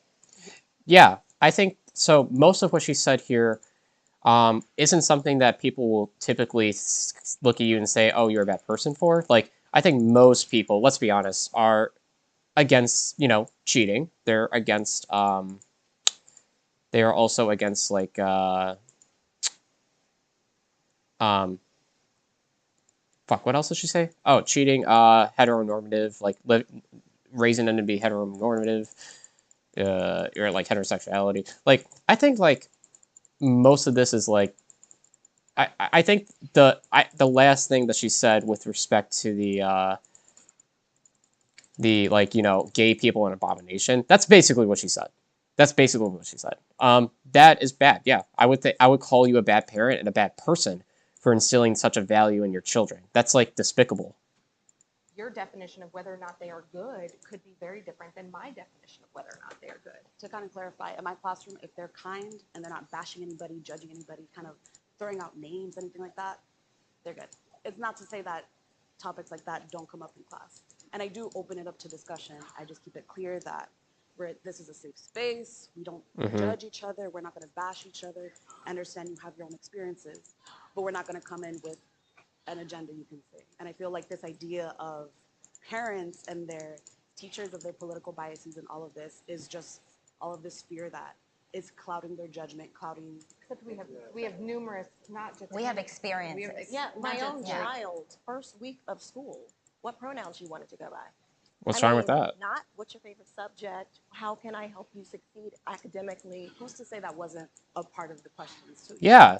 And I understand that question could stand out. So maybe you don't understand that you're teaching politics. But that's not politics. That's just like basic respect. So Yeah. I think that's beautiful. But it's not true. That's beautiful. Not to me. So I think your idea that that's basic respect, what is the framework of that? Because I think that many teachers are going through these trainings, and the trainings are saying this is the framework of how we operate in the classroom. But where did that idea come from? Because it's based off. It's called a thing called data. Did you so do a that? a lot of schools have research and development, and so the state also does. So in the state of California, we do research. So that at the end of the day, my job is not just to make your kids feel comfortable. I got 55 students. I got to make 55 students feel comfortable. And so when your kid comes home and tells you, well, Mom, the teacher said, what's my pronouns? Yeah, I did say, what's your pronoun? I also said, what's your favorite TV show? What's your favorite food? I am a college professor now. I was previously a third, fourth grade teacher. Teaching third and fourth grade was horrible. Dealing with parents who thought their child was special and should be treated a certain way. It just wasn't doable. The constant complaining, the accusing people of doing things that are not going on in our classes, not being enough for their child. It was I gotta go back, I think. Parents don't have the knowledge of what goes on inside of a school. I think it's important for those parents to go to the school, and we as educators like our Is the parents audio to be good? involved. You know, again, I have too many students to push an agenda. I do my job. I think it is.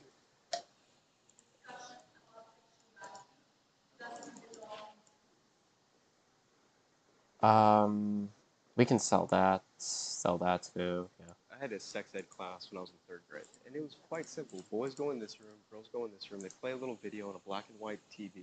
You know, you see the genitalia, and you're like, oh God, I got one of those. Cool. Now we're figuring out what I am. Wait, what's he talking about? Schools have no boundaries. If they do the classroom thing where they want to split kids up, how many genders are we going to do this? We're going to put boys, them, and then girls, and then how many rooms do we need to create for equality? Yeah, I'll or sell are we that really too. chasing equity? I need a lot of gold, so. We're beginning to realize we've got to stop this and create framework about sexuality, especially in a hyper-sexualized culture. My kids don't need to. What the fuck is he? Can someone explain to me what he's talking about? So, hyper-sexualized culture, what does that mean? Let's start there. What does that mean?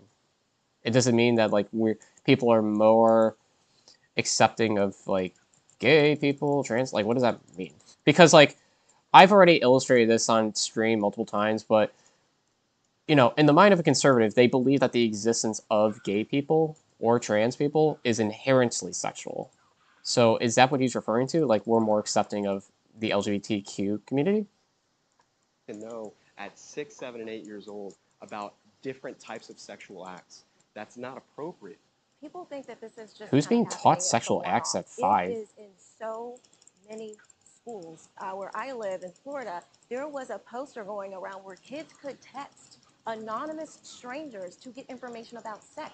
And on this poster in school, want to get laid? Wow. I mean, it's beyond, and there is a push for pleasure-based sex. Pleasure for who? Wait, is there any... Wait, hold on.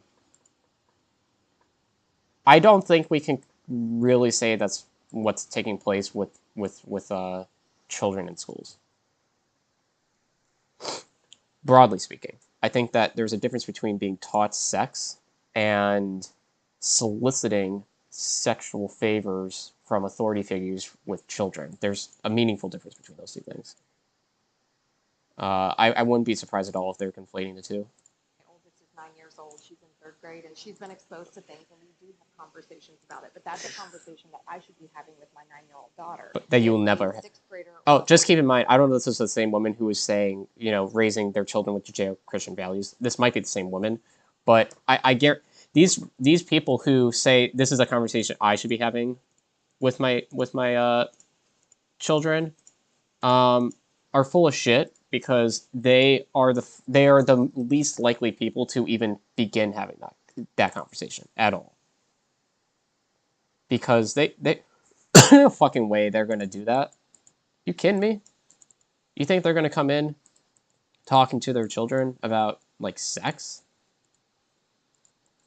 Most people don't feel comfortable doing that. That's just the nature of our society. Now they should, but it's just not gonna happen.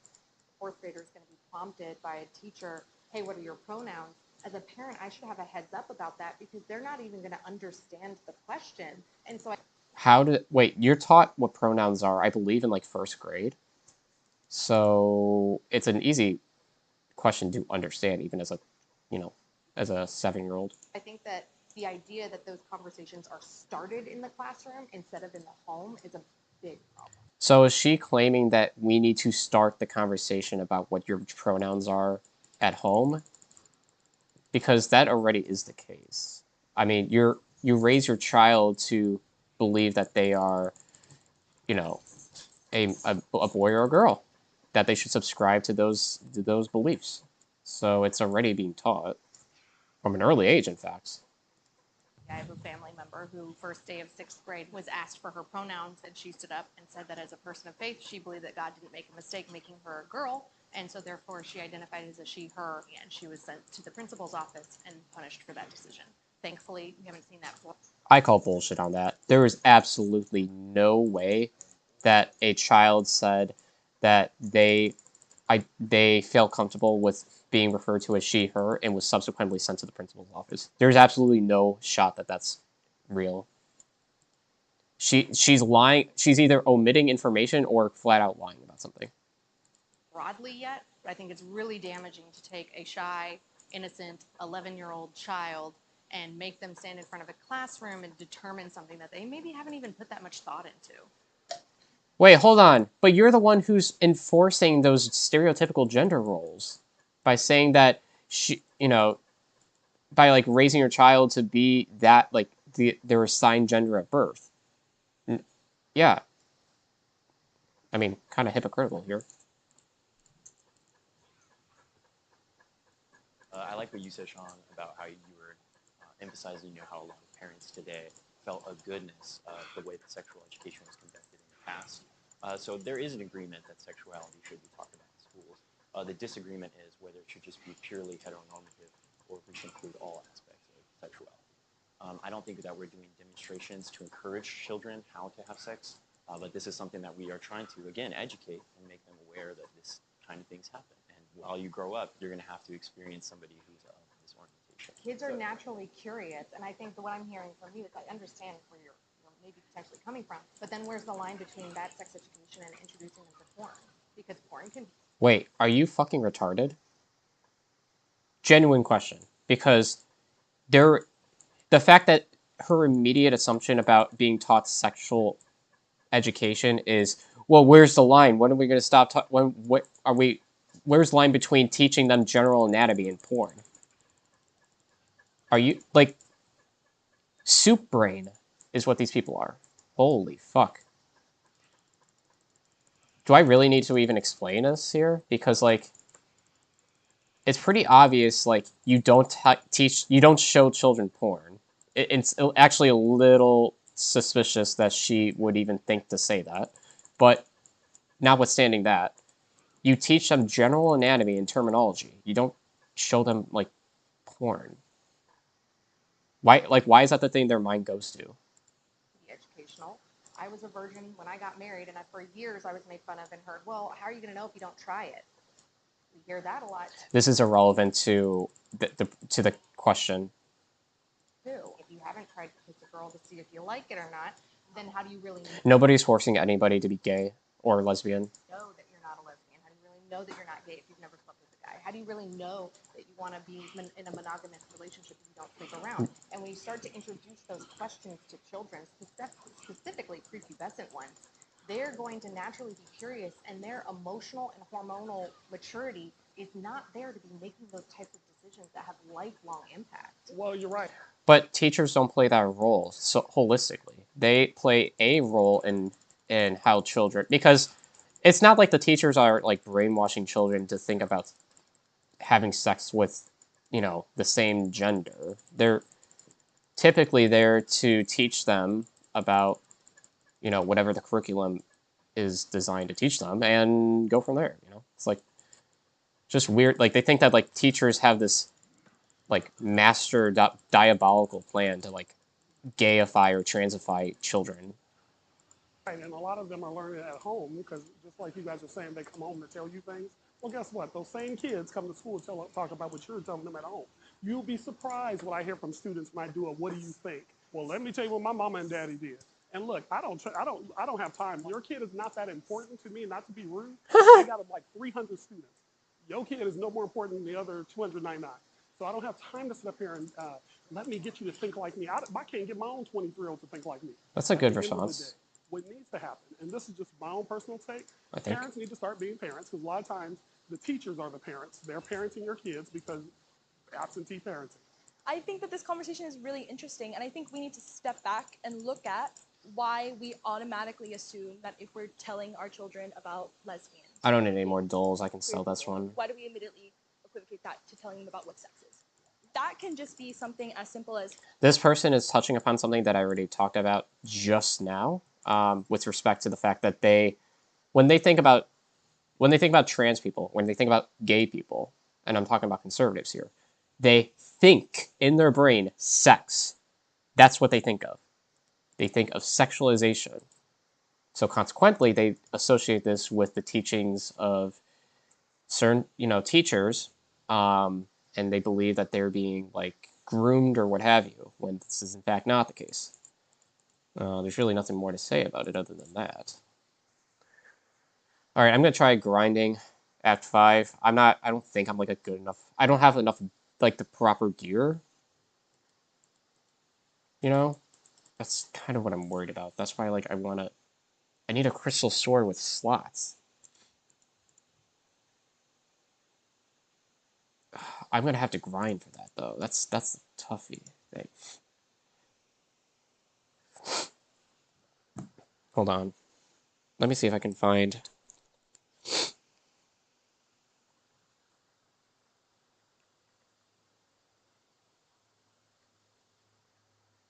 Yeah, what's the duress reward? Oh, that's free.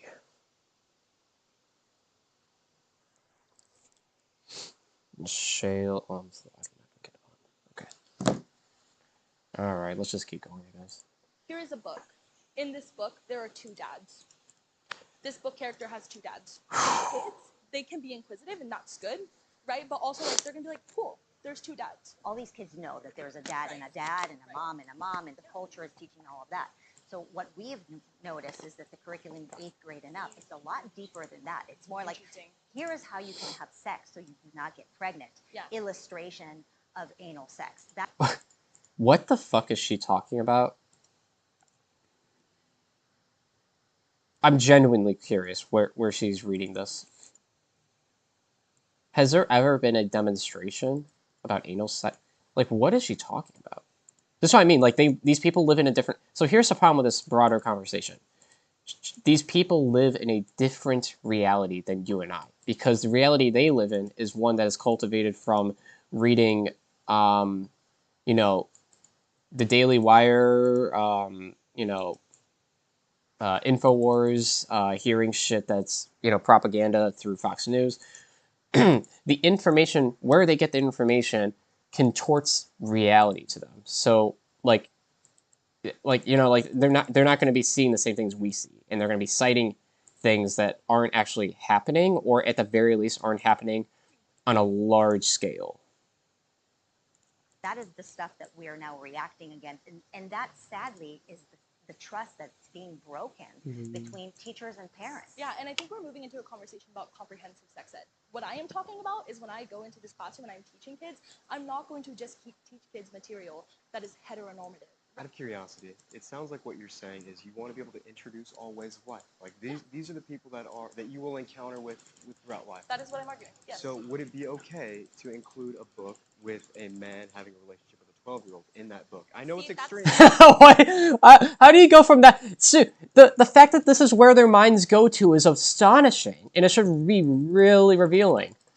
When they think, oh, like you wanna show kids same-sex couples in books, okay, are you okay with showing them pedophilia?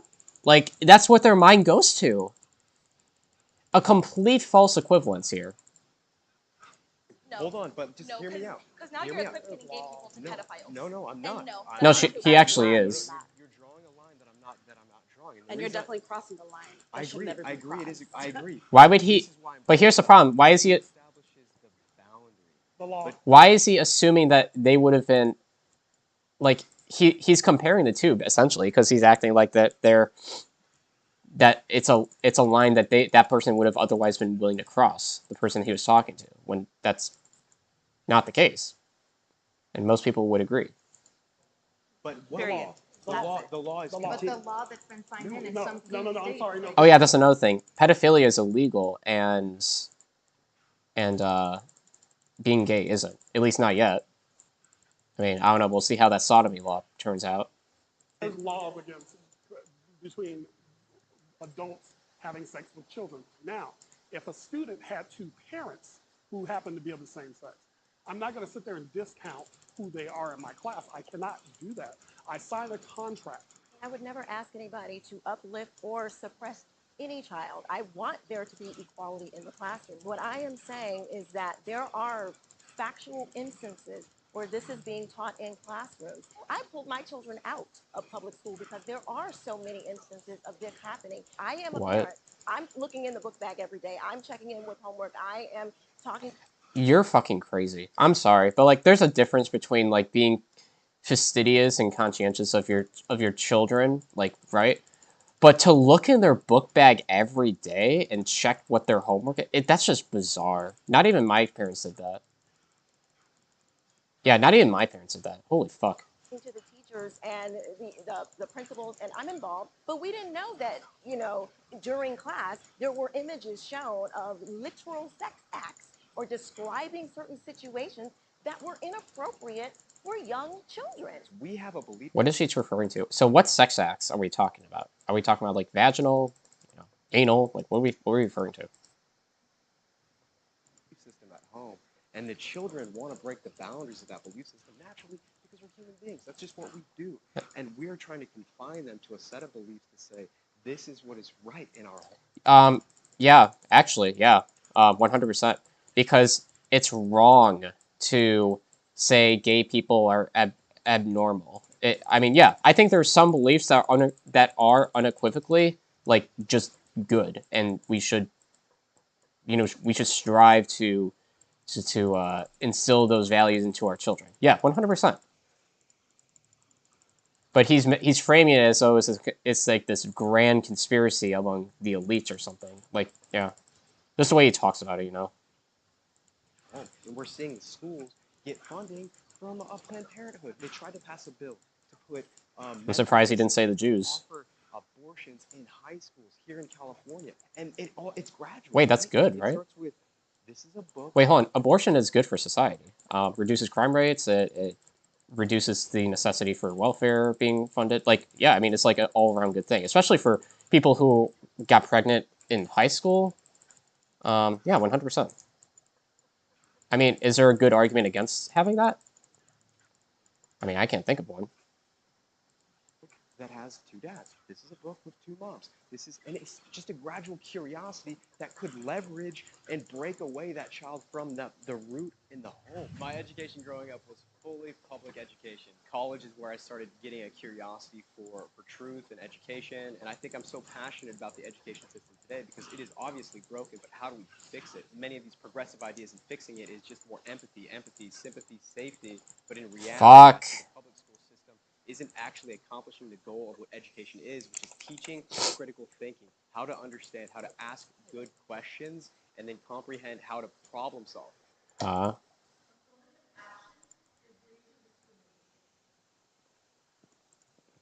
Oh boy.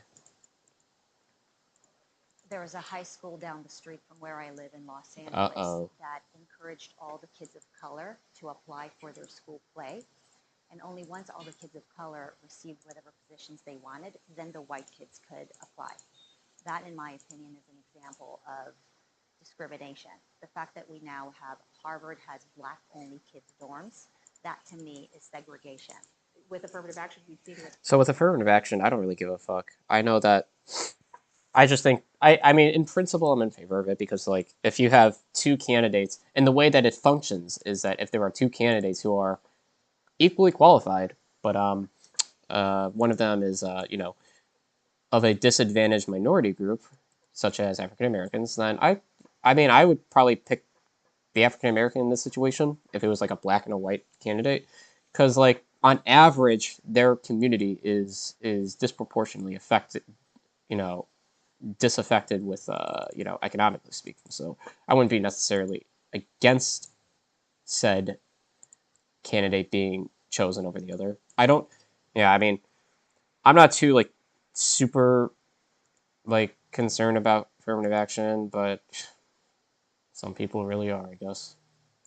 Harvard lawsuits and other things, how it's backfiring and it's picking and choosing of which minorities can and cannot have success. It was done to try to create or make up for the wrongs of our past, but I think it's really backfired. Yeah, it's really, excluding those excelling students in other races to fix the problems of the past, like you said. But I think the past. So this guy is wrong, which is unsurprising. So it's not like choosing people who are unqualified. It's choosing people who have been or who have been affected disproportionately in a negative sense, economically speaking. That's not the same thing. Were a lot of minorities that were excelling and doing really well, despite the foot of the government, and like kudos to them. I have a hard time believing that's true. Incredible, strong human beings, and we shouldn't have that discrimination in any way anymore. But unfortunately, it has become a discrimination against other groups. Yeah, it's racism. It is racism. If you are taking a group of people and judging them on their race and setting them aside, giving them a special treatment, if you are uplifting a person or you are trying to suppress a person because of. So this is like a child's perspective of what racism means. And it is in fact one that is up close and very juvenile because racism can manifest itself through structural institutions. So you can see racism through the lens of like redlining or the Jim Crow era, poll taxes, things of this nature, which isn't like it's not like saying you are lesser than me like explicitly, but is conducted through a veneer of like authenticity or legitimacy, I guess you could say. But yeah, I mean, like this is like a child's perspective of what racism means. That is racism. So we're supposed to believe that someone like Barack Obama's children are like struggling because they're black? Like that's ridiculous. I with my oldest daughter out. Who's saying that? In Florida. We were having debates about pulling down statues and changing names, and some of the school board members and some of the activist groups were saying that black children could not learn because of names on buildings, and that is completely asinine to me. It basically says that because we have a higher level of melanin, somehow our brains don't work. Every other kid could walk into the building and get the education that they needed, but somehow not for you black children. And I found that to be just disgusting. And I did not want my children to have any type of idea coming from authority figures who believe in such things like that. First of all, I would like to say that affirmative action programs, the biggest beneficiary according to the data, and this has been government data, has been white women first and foremost. Second of all, I would never use Barack Obama's kids as a barometer for anything because they do have privilege as well as Will Smith kids. But if we talk about Laquan, wealth privilege. Laquan Smith down the street that nobody knows, there will be some impediments based on his race. Yeah. Why? How do you know that? Because people do tend to. Are you really asking, how do you know if structural discrimination exists? That's the question. These people are so fucking stupid. It's like painful to listen to. Look and see race. What you were talking about is just racism, but when it's institutional and structural, Right. it does something totally different. And when the black wealth Damn. gap is 100 years behind the white wealth gap in America, it'll take 100 years to catch up. Why do you think that's because of racism, though? You take one. Oh my god. Okay, I'm sorry. Hold on. How do you wait? Hold on. Was the question levied just now?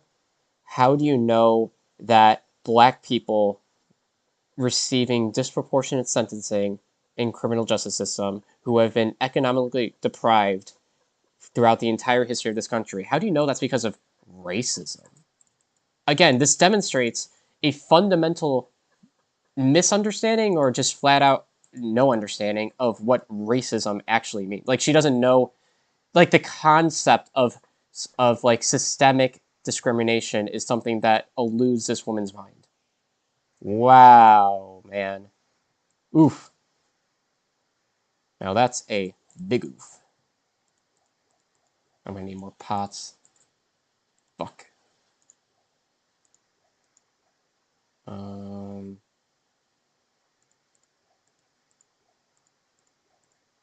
Yeah, okay.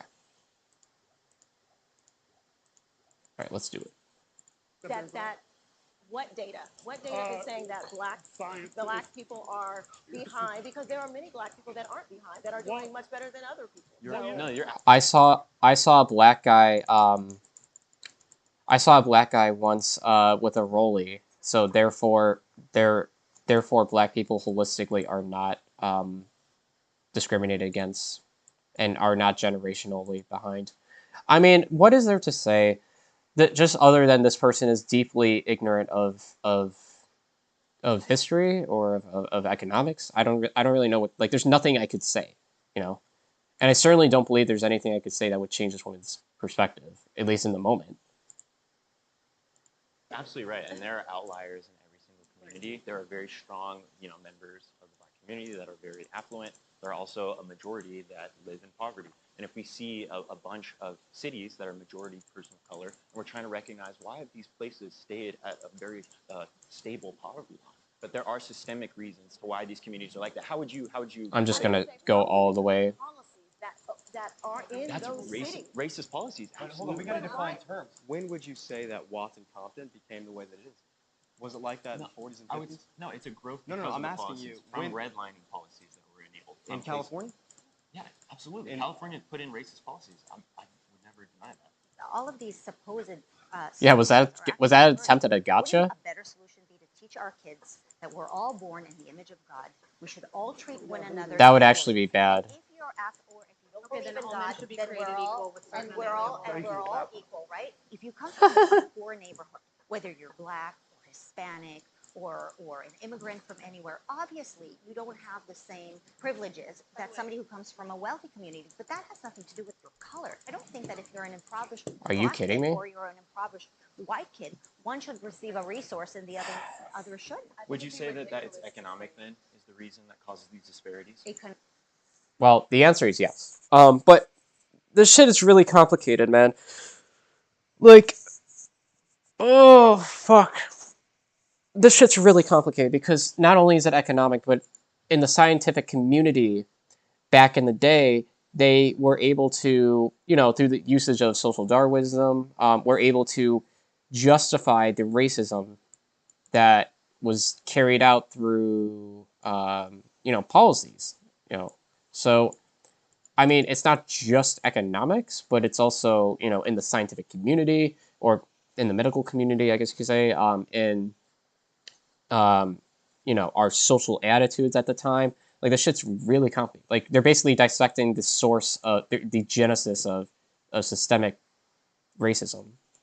Economically, but I don't think it relates to color. But would you say if there's a majority of particular? And again, this is just a lack of like intersectional analysis, because like to claim that the African American community has like they are not suffering generational wealth inequality is it's such an unbelievably ludicrous statement to make that one would have to make it if they were only ignorant. I can't think of another you couldn't. I can't imagine someone being presented with the data and being like, oh yeah, no, when it's like overwhelming. I guess some people would. Yeah. Group that lies under the line in economic that race has anything to do with it. It could, but it's just not blanket. You don't know. Why don't we look at we kind of know the black families who have done those amazing things in this country and study what? Why is she? So this is again a lack of intersectional analysis. So people such as Will Smith, who are black and also very famous, the reason why they aren't suffering, why people like such as Will Smith, or not even a celebrity, but people who are richer, were perhaps born in a more affluent zip code. They were probably born with more privileges than just the virtue of them being black that led to them being successful in life. I mean, this shit isn't difficult to comprehend. Like, that it's not just your race. Nobody's saying it's only race. There were other factors that contribute to people's success in life. But if we just look at race, most people who are African American are disproportionately more likely to be economically insecure or receive like harsher penalties, in the criminal justice system. And this absolutely has to do with race. And the data on that is abundantly clear. I mean, if you guys want, I could go into like the research I've done, and like the evidence I've collected with respect to systemic racism, if you want. But I mean, it's pretty obvious. Oh, let me clear this up.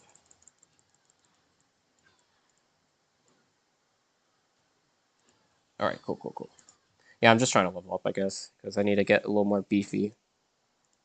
They did to succeed instead of just focusing on, oh, well, black people are behind and we don't even know what to do. Well, why don't we just go and look?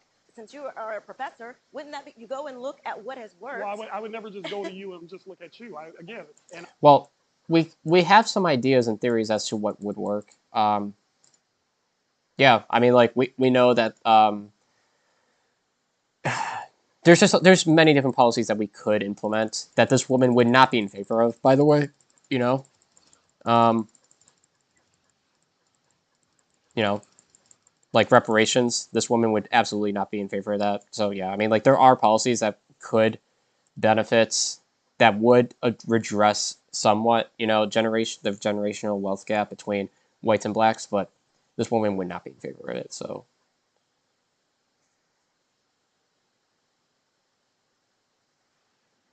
and I'm sorry, it's just the reality of the data. And so what I share... Data can be broken up in umpteen different ways. No, it yes, it can. You're a professor and you're saying that data cannot be manipulated? This is why my kids do not go to public school anymore. I fucking hate this woman. That is all. I don't, and I'm glad they don't. I just think it's interesting. I'm thinking of like an anecdotal story I have. Last year, the school that I taught at, Deep East Oakland, I served majority black and brown students. Over 70% of our families under the poverty line. These are some of the hardest working people I have ever seen in my life. They get up, they have 2 or 3 jobs, 3 or 4 children. Christ almighty, man. Oh, that's I didn't have that on. Damn it. Is the government telling them that they can and cannot succeed because of how high our property taxes are here, because we do not have school choice where they can take their dollars somewhere else. If you put those same families in redder districts in the country, like places in Florida and Texas or Virginia, where they have better options for their family, you would definitely see them be able to succeed as well. She is swallowing that propaganda, like deep throating it hard. Oh boy. Oh boy. Damn. Black and brown children are still underperforming in schools. But coming from Florida, the school that I was at, it's graded from like A to like D, F. When I started there, it was a C school. very poor performing.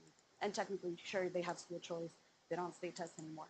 But they're still so badly performing. The community of it, black, brown, very little white students in that community. But not to say that student of color can't be more affluent, but I think it's ridiculous to kind of say that color doesn't play a part into disparities and just disadvantages. So in Florida. So this is a really uncontroversial thing to say, okay? Ready? Your skin color, the color of your skin, is a salient enough variable to determine, on average, the likelihood you're going to live a successful and fulfilling life in the United States, and probably in the whole world. This is an unambiguously correct statement. And we're debating that right here. A lot of people that I had encountered weren't kind to others, and sometimes I would have coworkers call students retarded and using racist slurs and things like that. And from my standpoint, hearing something like that, it disgusted me. My coworkers very quickly were able to kind of distinguish me from the rest. Like if I was gonna come to the teacher's lounge, more hush conversation, people wouldn't share as much as they used to just because I would call out behavior like that. Massive capacity. What a queen. Cutting edge technology. Plus a cow and a What a queen, dude. bird. Egret. Whatever. Oh. Okay, you guys can still see it good. So the question was, teachers with guns make students safer. I don't know the data on this, but I'm willing to bet that it doesn't lead to a decrease in the average homicide experienced in a school. I don't know. If I were to guess. I'm gonna disagree. So I was really in between. I didn't really know how I felt about this issue at first. But then I started looking at places that had armed their teachers. So I believe that model is good. It has to be voluntary. Yes. So the teachers have to want to do it themselves. They have to be well trained. Yes. They have to have background checks periodically. That has been successful. If we're trusting teachers, which in some cases. Wait, why would they be okay with background checks for teachers, but not like background checks for all gun owners? I guess I don't know that she isn't in favor of that universal background check, but like, I'm willing to bet that she would be. Cases we don't. But if my mindset is that if we're going to trust teachers to mold our children's minds and educate them, they're there for 8 hours a day. We should also trust and kind of enable them to protect themselves and our kids physically. By no means should we ever force a teacher to carry a gun, but if a teacher is willing to take on the responsibility of learning how to handle All right, that's weapon not properly, worth it. I think that we should allow them to do that for It's us. just cost me Frankly, so much it's an money. incredible service to us.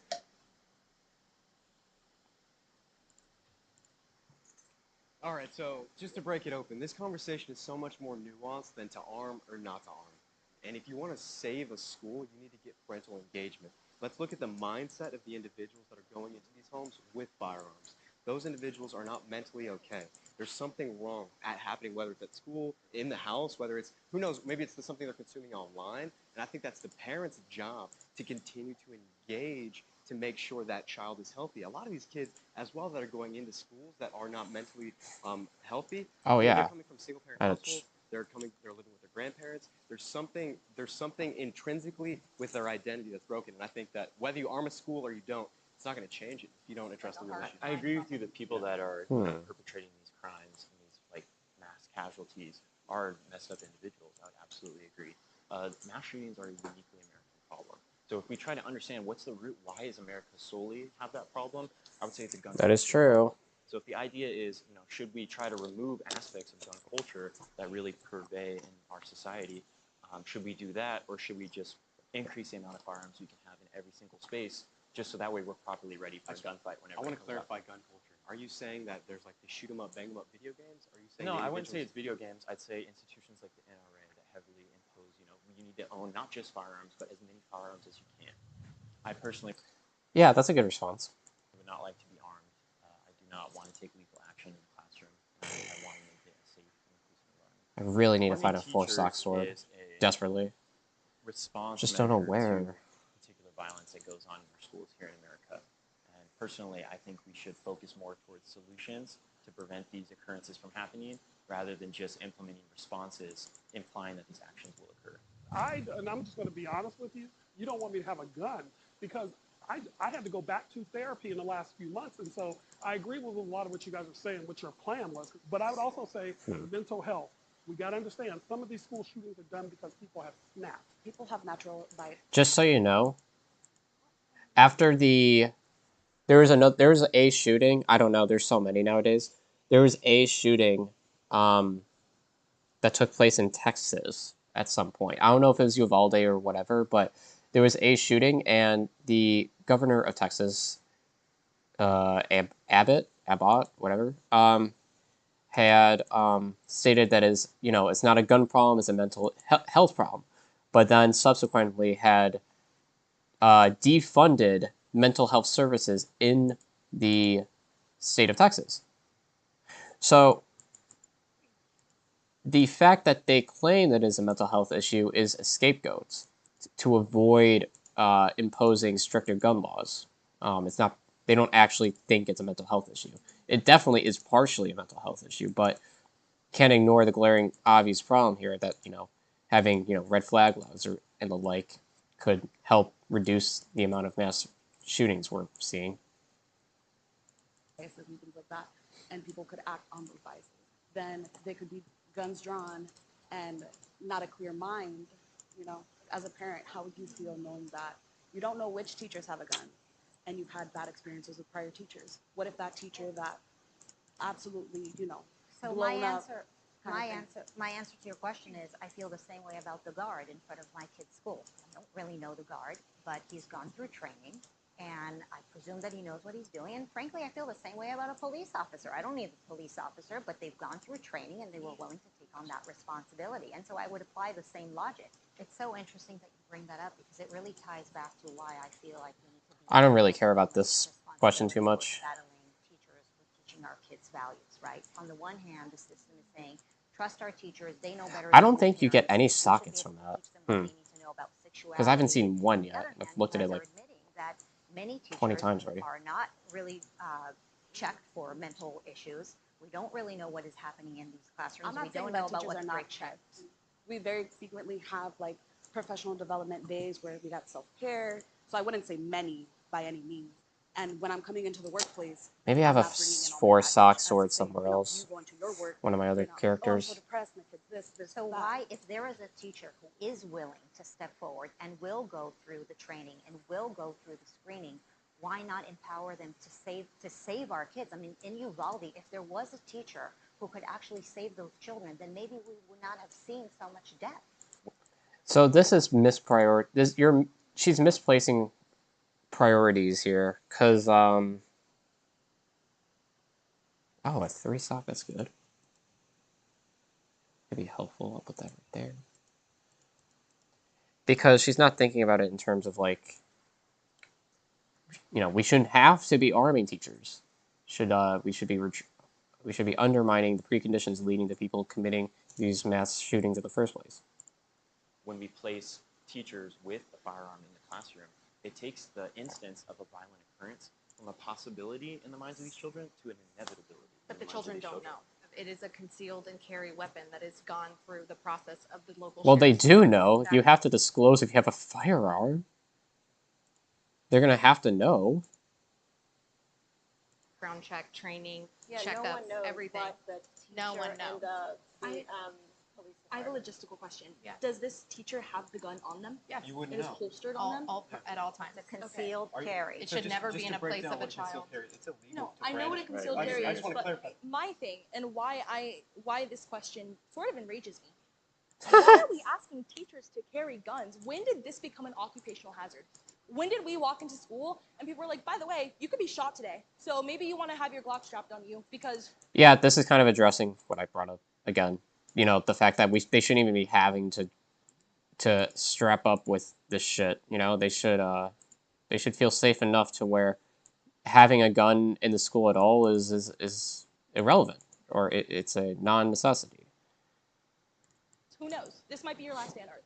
That is ridiculous. If you, 50 years ago, were to look at a teacher and be like, hey, do you want to hold this gun with you? You know, like you might need it. They're going to scratch their heads and look at you funny. This is opening up a bigger conversation, right? But I think that even though it is voluntary, right, we still need to have this conversation. Like it still needs to happen of why, even if a teacher was willing to carry a gun to school, they are even having to be asked to do that in the first place.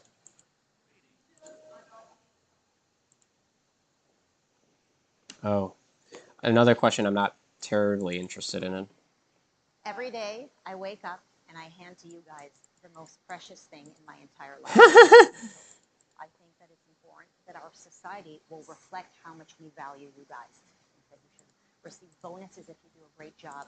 If you're able to represent all of us as Americans, both conservatives and liberals, and you're able to speak on our behalf and take care of our children, we should reward you for that. Wait, hold on. If that's true, then then why do you have an issue with the whole the whole like treating your children with respect by asking what their pronouns are?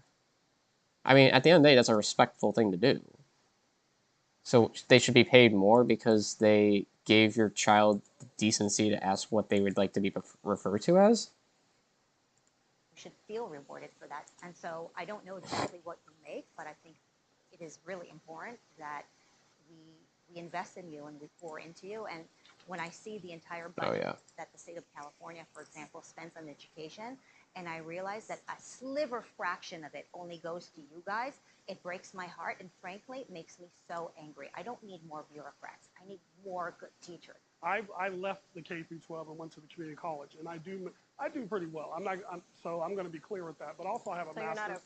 So you're not oppressed. So I have a master's, but I had to work really hard to get where I'm at. But I'm also in a doctoral program, and you're right. I'm paying out of pocket too. Again, I had a student the other day saying, "I can't pay my electric bill. How much is your electric bill? I'll pay your electric bill." And so I put up students in hotels because they have nowhere to live. I have a student who doesn't have a family. He told me the other day, I need a dad. I said, I'll be your father, because it just broke my heart that a 19-year-old is in this world alone, doesn't have family. I would be scared to like calculate how much I spent in my classroom, right? Like all the materials, all the things that I'm purchasing, all the things that I'm doing. And it's just interesting to think that we are always told like teachers are heroes, they're teaching the youth of America, but also we're not going to give you enough money to survive. It sounds like everybody's on the same page here. There have been days when I go to work and I'm like, am I going to have money to put gas in my car? I guess we're going to find out, right? And I know so many other teachers who are struggling to keep afloat. I can't even imagine I can't even think about having a family as a teacher. I think that growing up, I was not the strongest student. I didn't necessarily see the point in what we were doing. And I think that ultimately that felt like it was because education was something that I had to get through. I'm going to deviate from what I was doing just now. I'm going to go to my offline thing. And, wow, I haven't even started. I haven't started Nightmare on this character. All right, yeah, I'm gonna just I'll go through this one now because it's gonna take some grinding to get the sockets I need for these swords. I don't know, it's kind of annoying. Not necessarily something that I was obtaining, but I think what really pushed me to go into teaching was wanting to. Oh, one more thing. This is a Barb Frenzy build. Yeah, so let me see actually if I have any. Oh, shit. He's not that expensive. Yeah.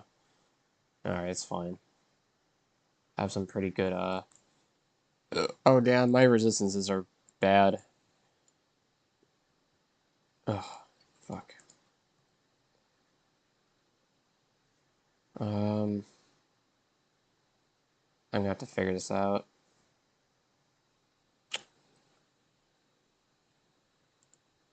Oh, boy. Alright, I'll figure this out. To give kids a space where they didn't feel the way I feel growing up, where they felt like they had power to make choice in their education, and that their education could be powerful in aiding them to do what they wanted to do.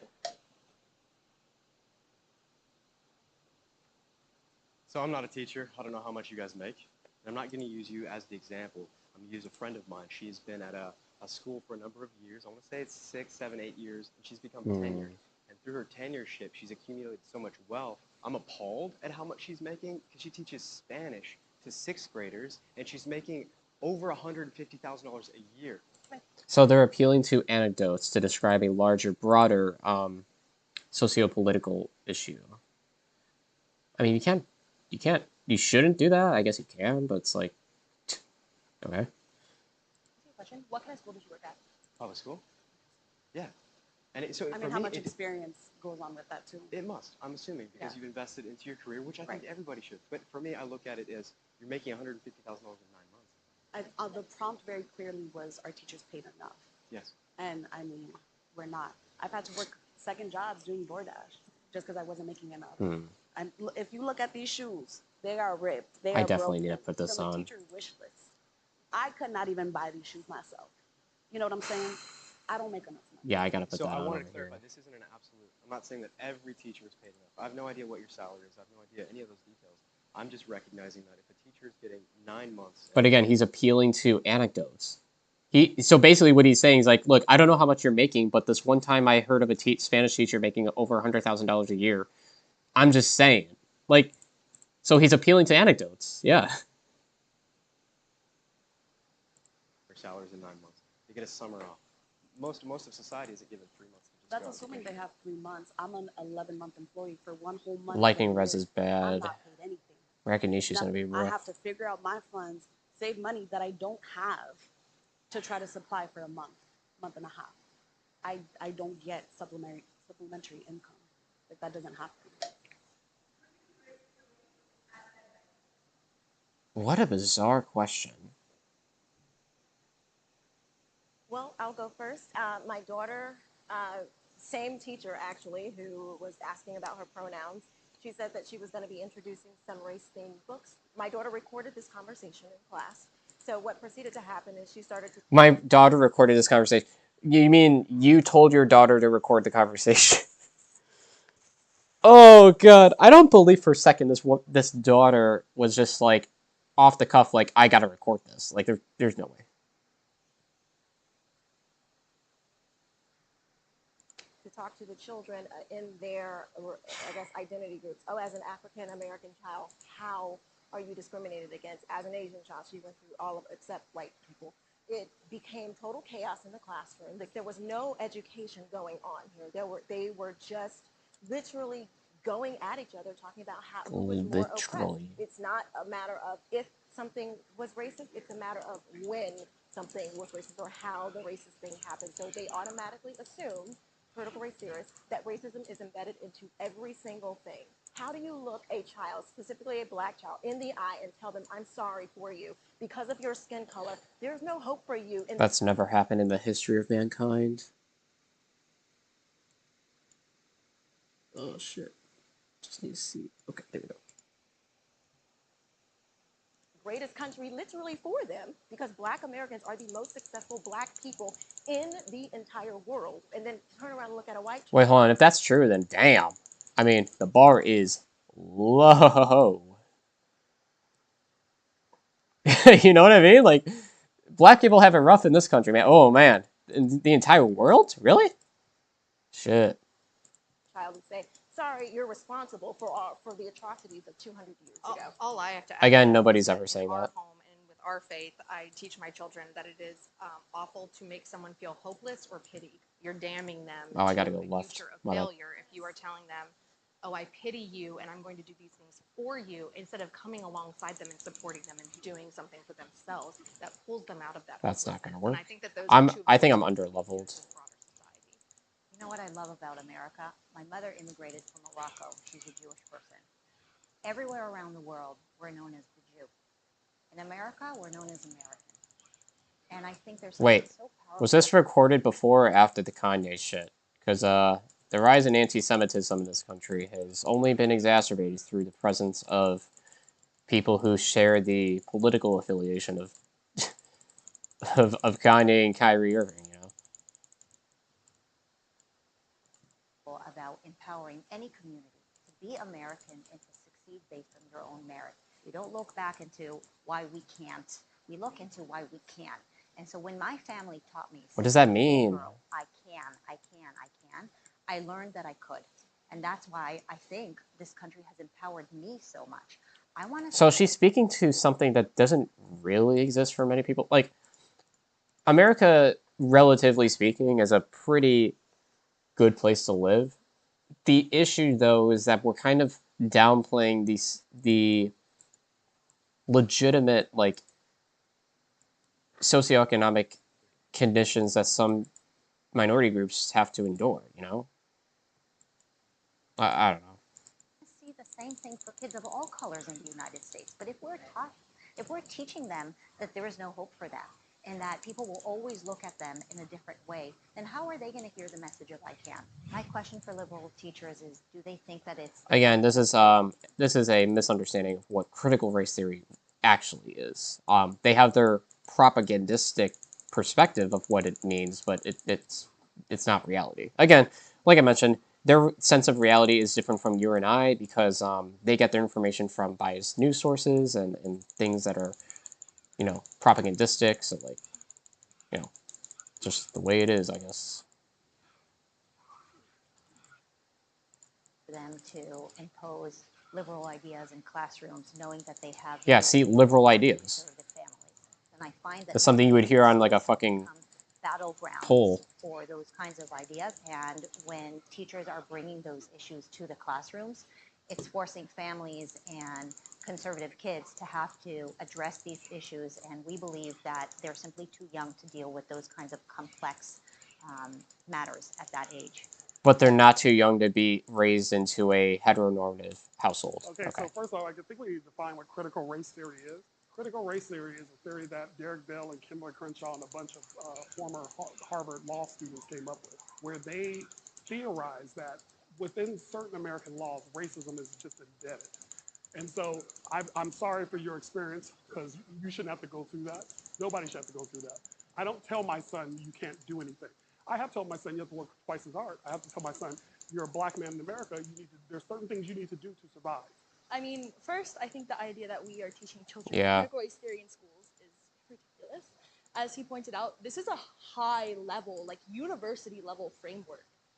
You are not going to walk into like Isabel's elementary school 5th grade classroom and see Isabel telling these people about the legal structures. In my opinion, how I define myself as an American, right? I define myself as someone who is proud of my country, someone who can look at the mistakes that my country has made in the past and the things that are keeping other people oppressed and recognize that these are still existing and that we need to work towards changing that. So I don't see how critical race theory could be anti-American because that's how I define it. The virgin nationalist versus the Chad we need to look inward to improve upon our existing society. Oh man, I don't have Kane to fuck. Alright, that's fine.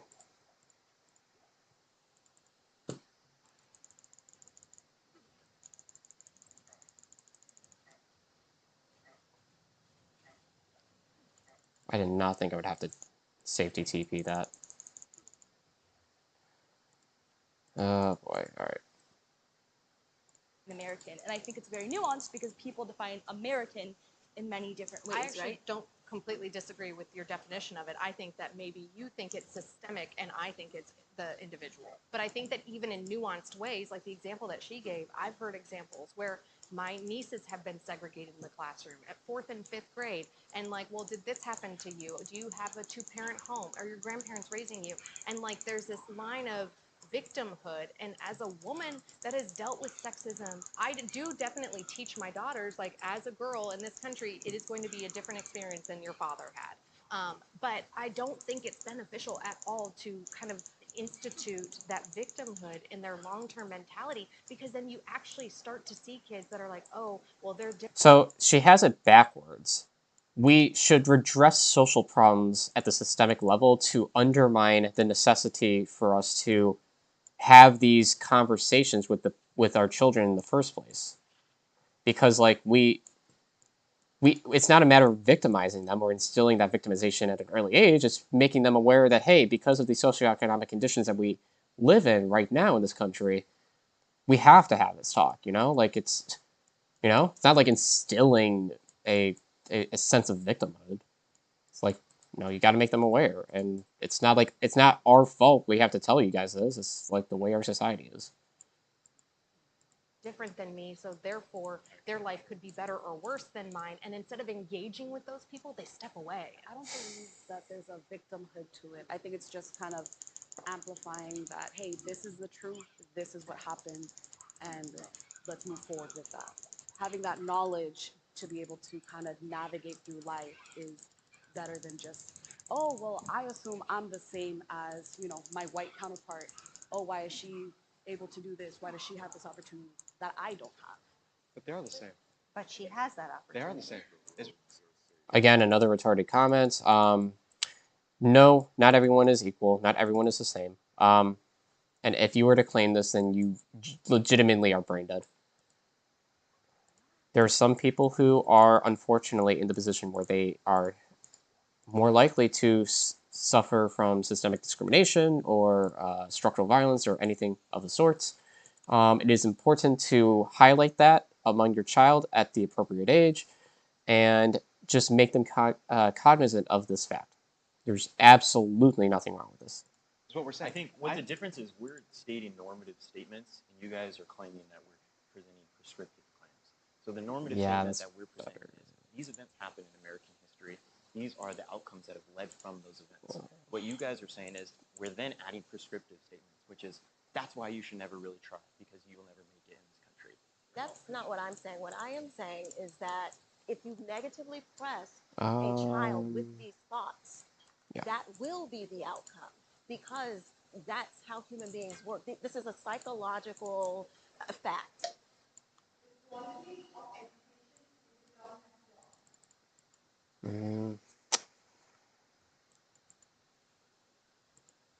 Yeah. Well, why wouldn't it be? I believe it is the government's job. Look, our funding comes through government. I mean, our schools are government entities. So it is. Policies are government. Everything's government. I mean, if you're in public education, I feel like we might touch upon some JQE shit in a second here. So it is government's job.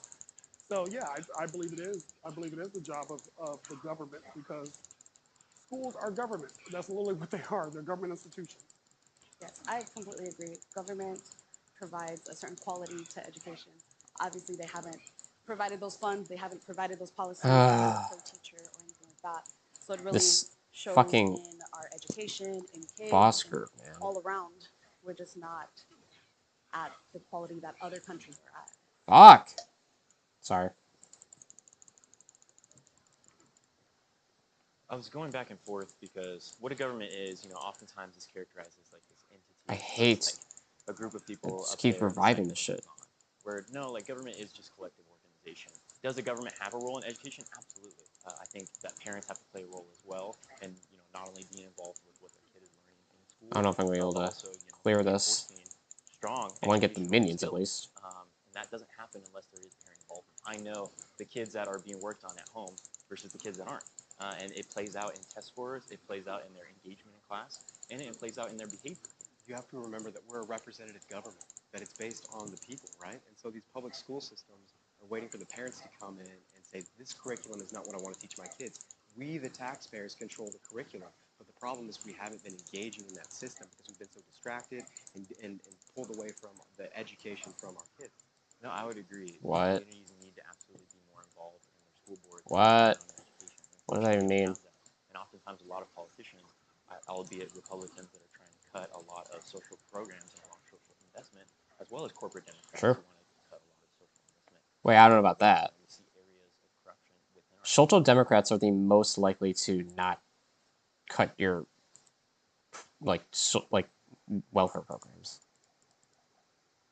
Like they're the least likely group. Well, and let's be clear on what we're talking about government is. So when we talk about on a local level, it is government. That's literally what government is. When your kid goes into the school, they're going into a government institution. So I think when we're talking, we're not talking about parents not being involved. I want you involved. Heck, please be involved. So I think our issue, when we were talking about government, we weren't talking about excluding parents. We were talking about it is government's job to make this entity, which is public education, function. It has to. If government's not involved, you have no money.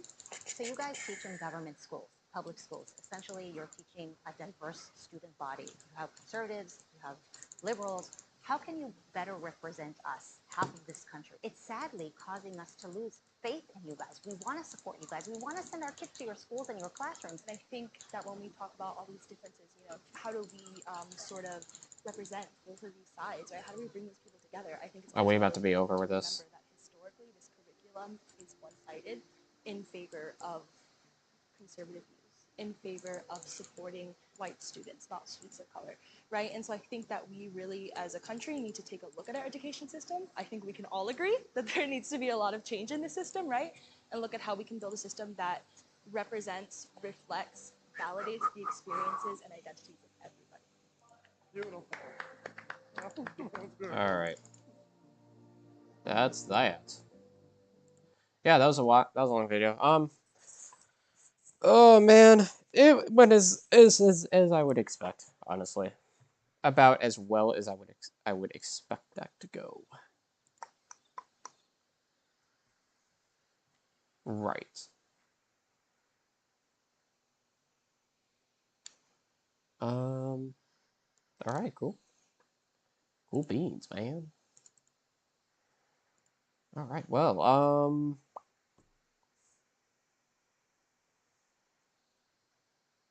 yeah, I think,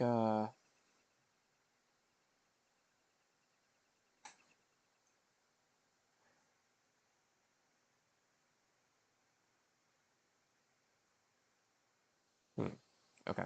Yeah, I think we're good from today. Just wanted to cover a little more stuff, I guess. I don't know. Yeah, so I think let's see here. Yeah, next week, yeah, I should be good to stream for a little bit. For a while. With the exception of Christmas Eve. Christmas Eve, I'm gonna be busy as fuck. December 31st. I'll probably be able to go back at it.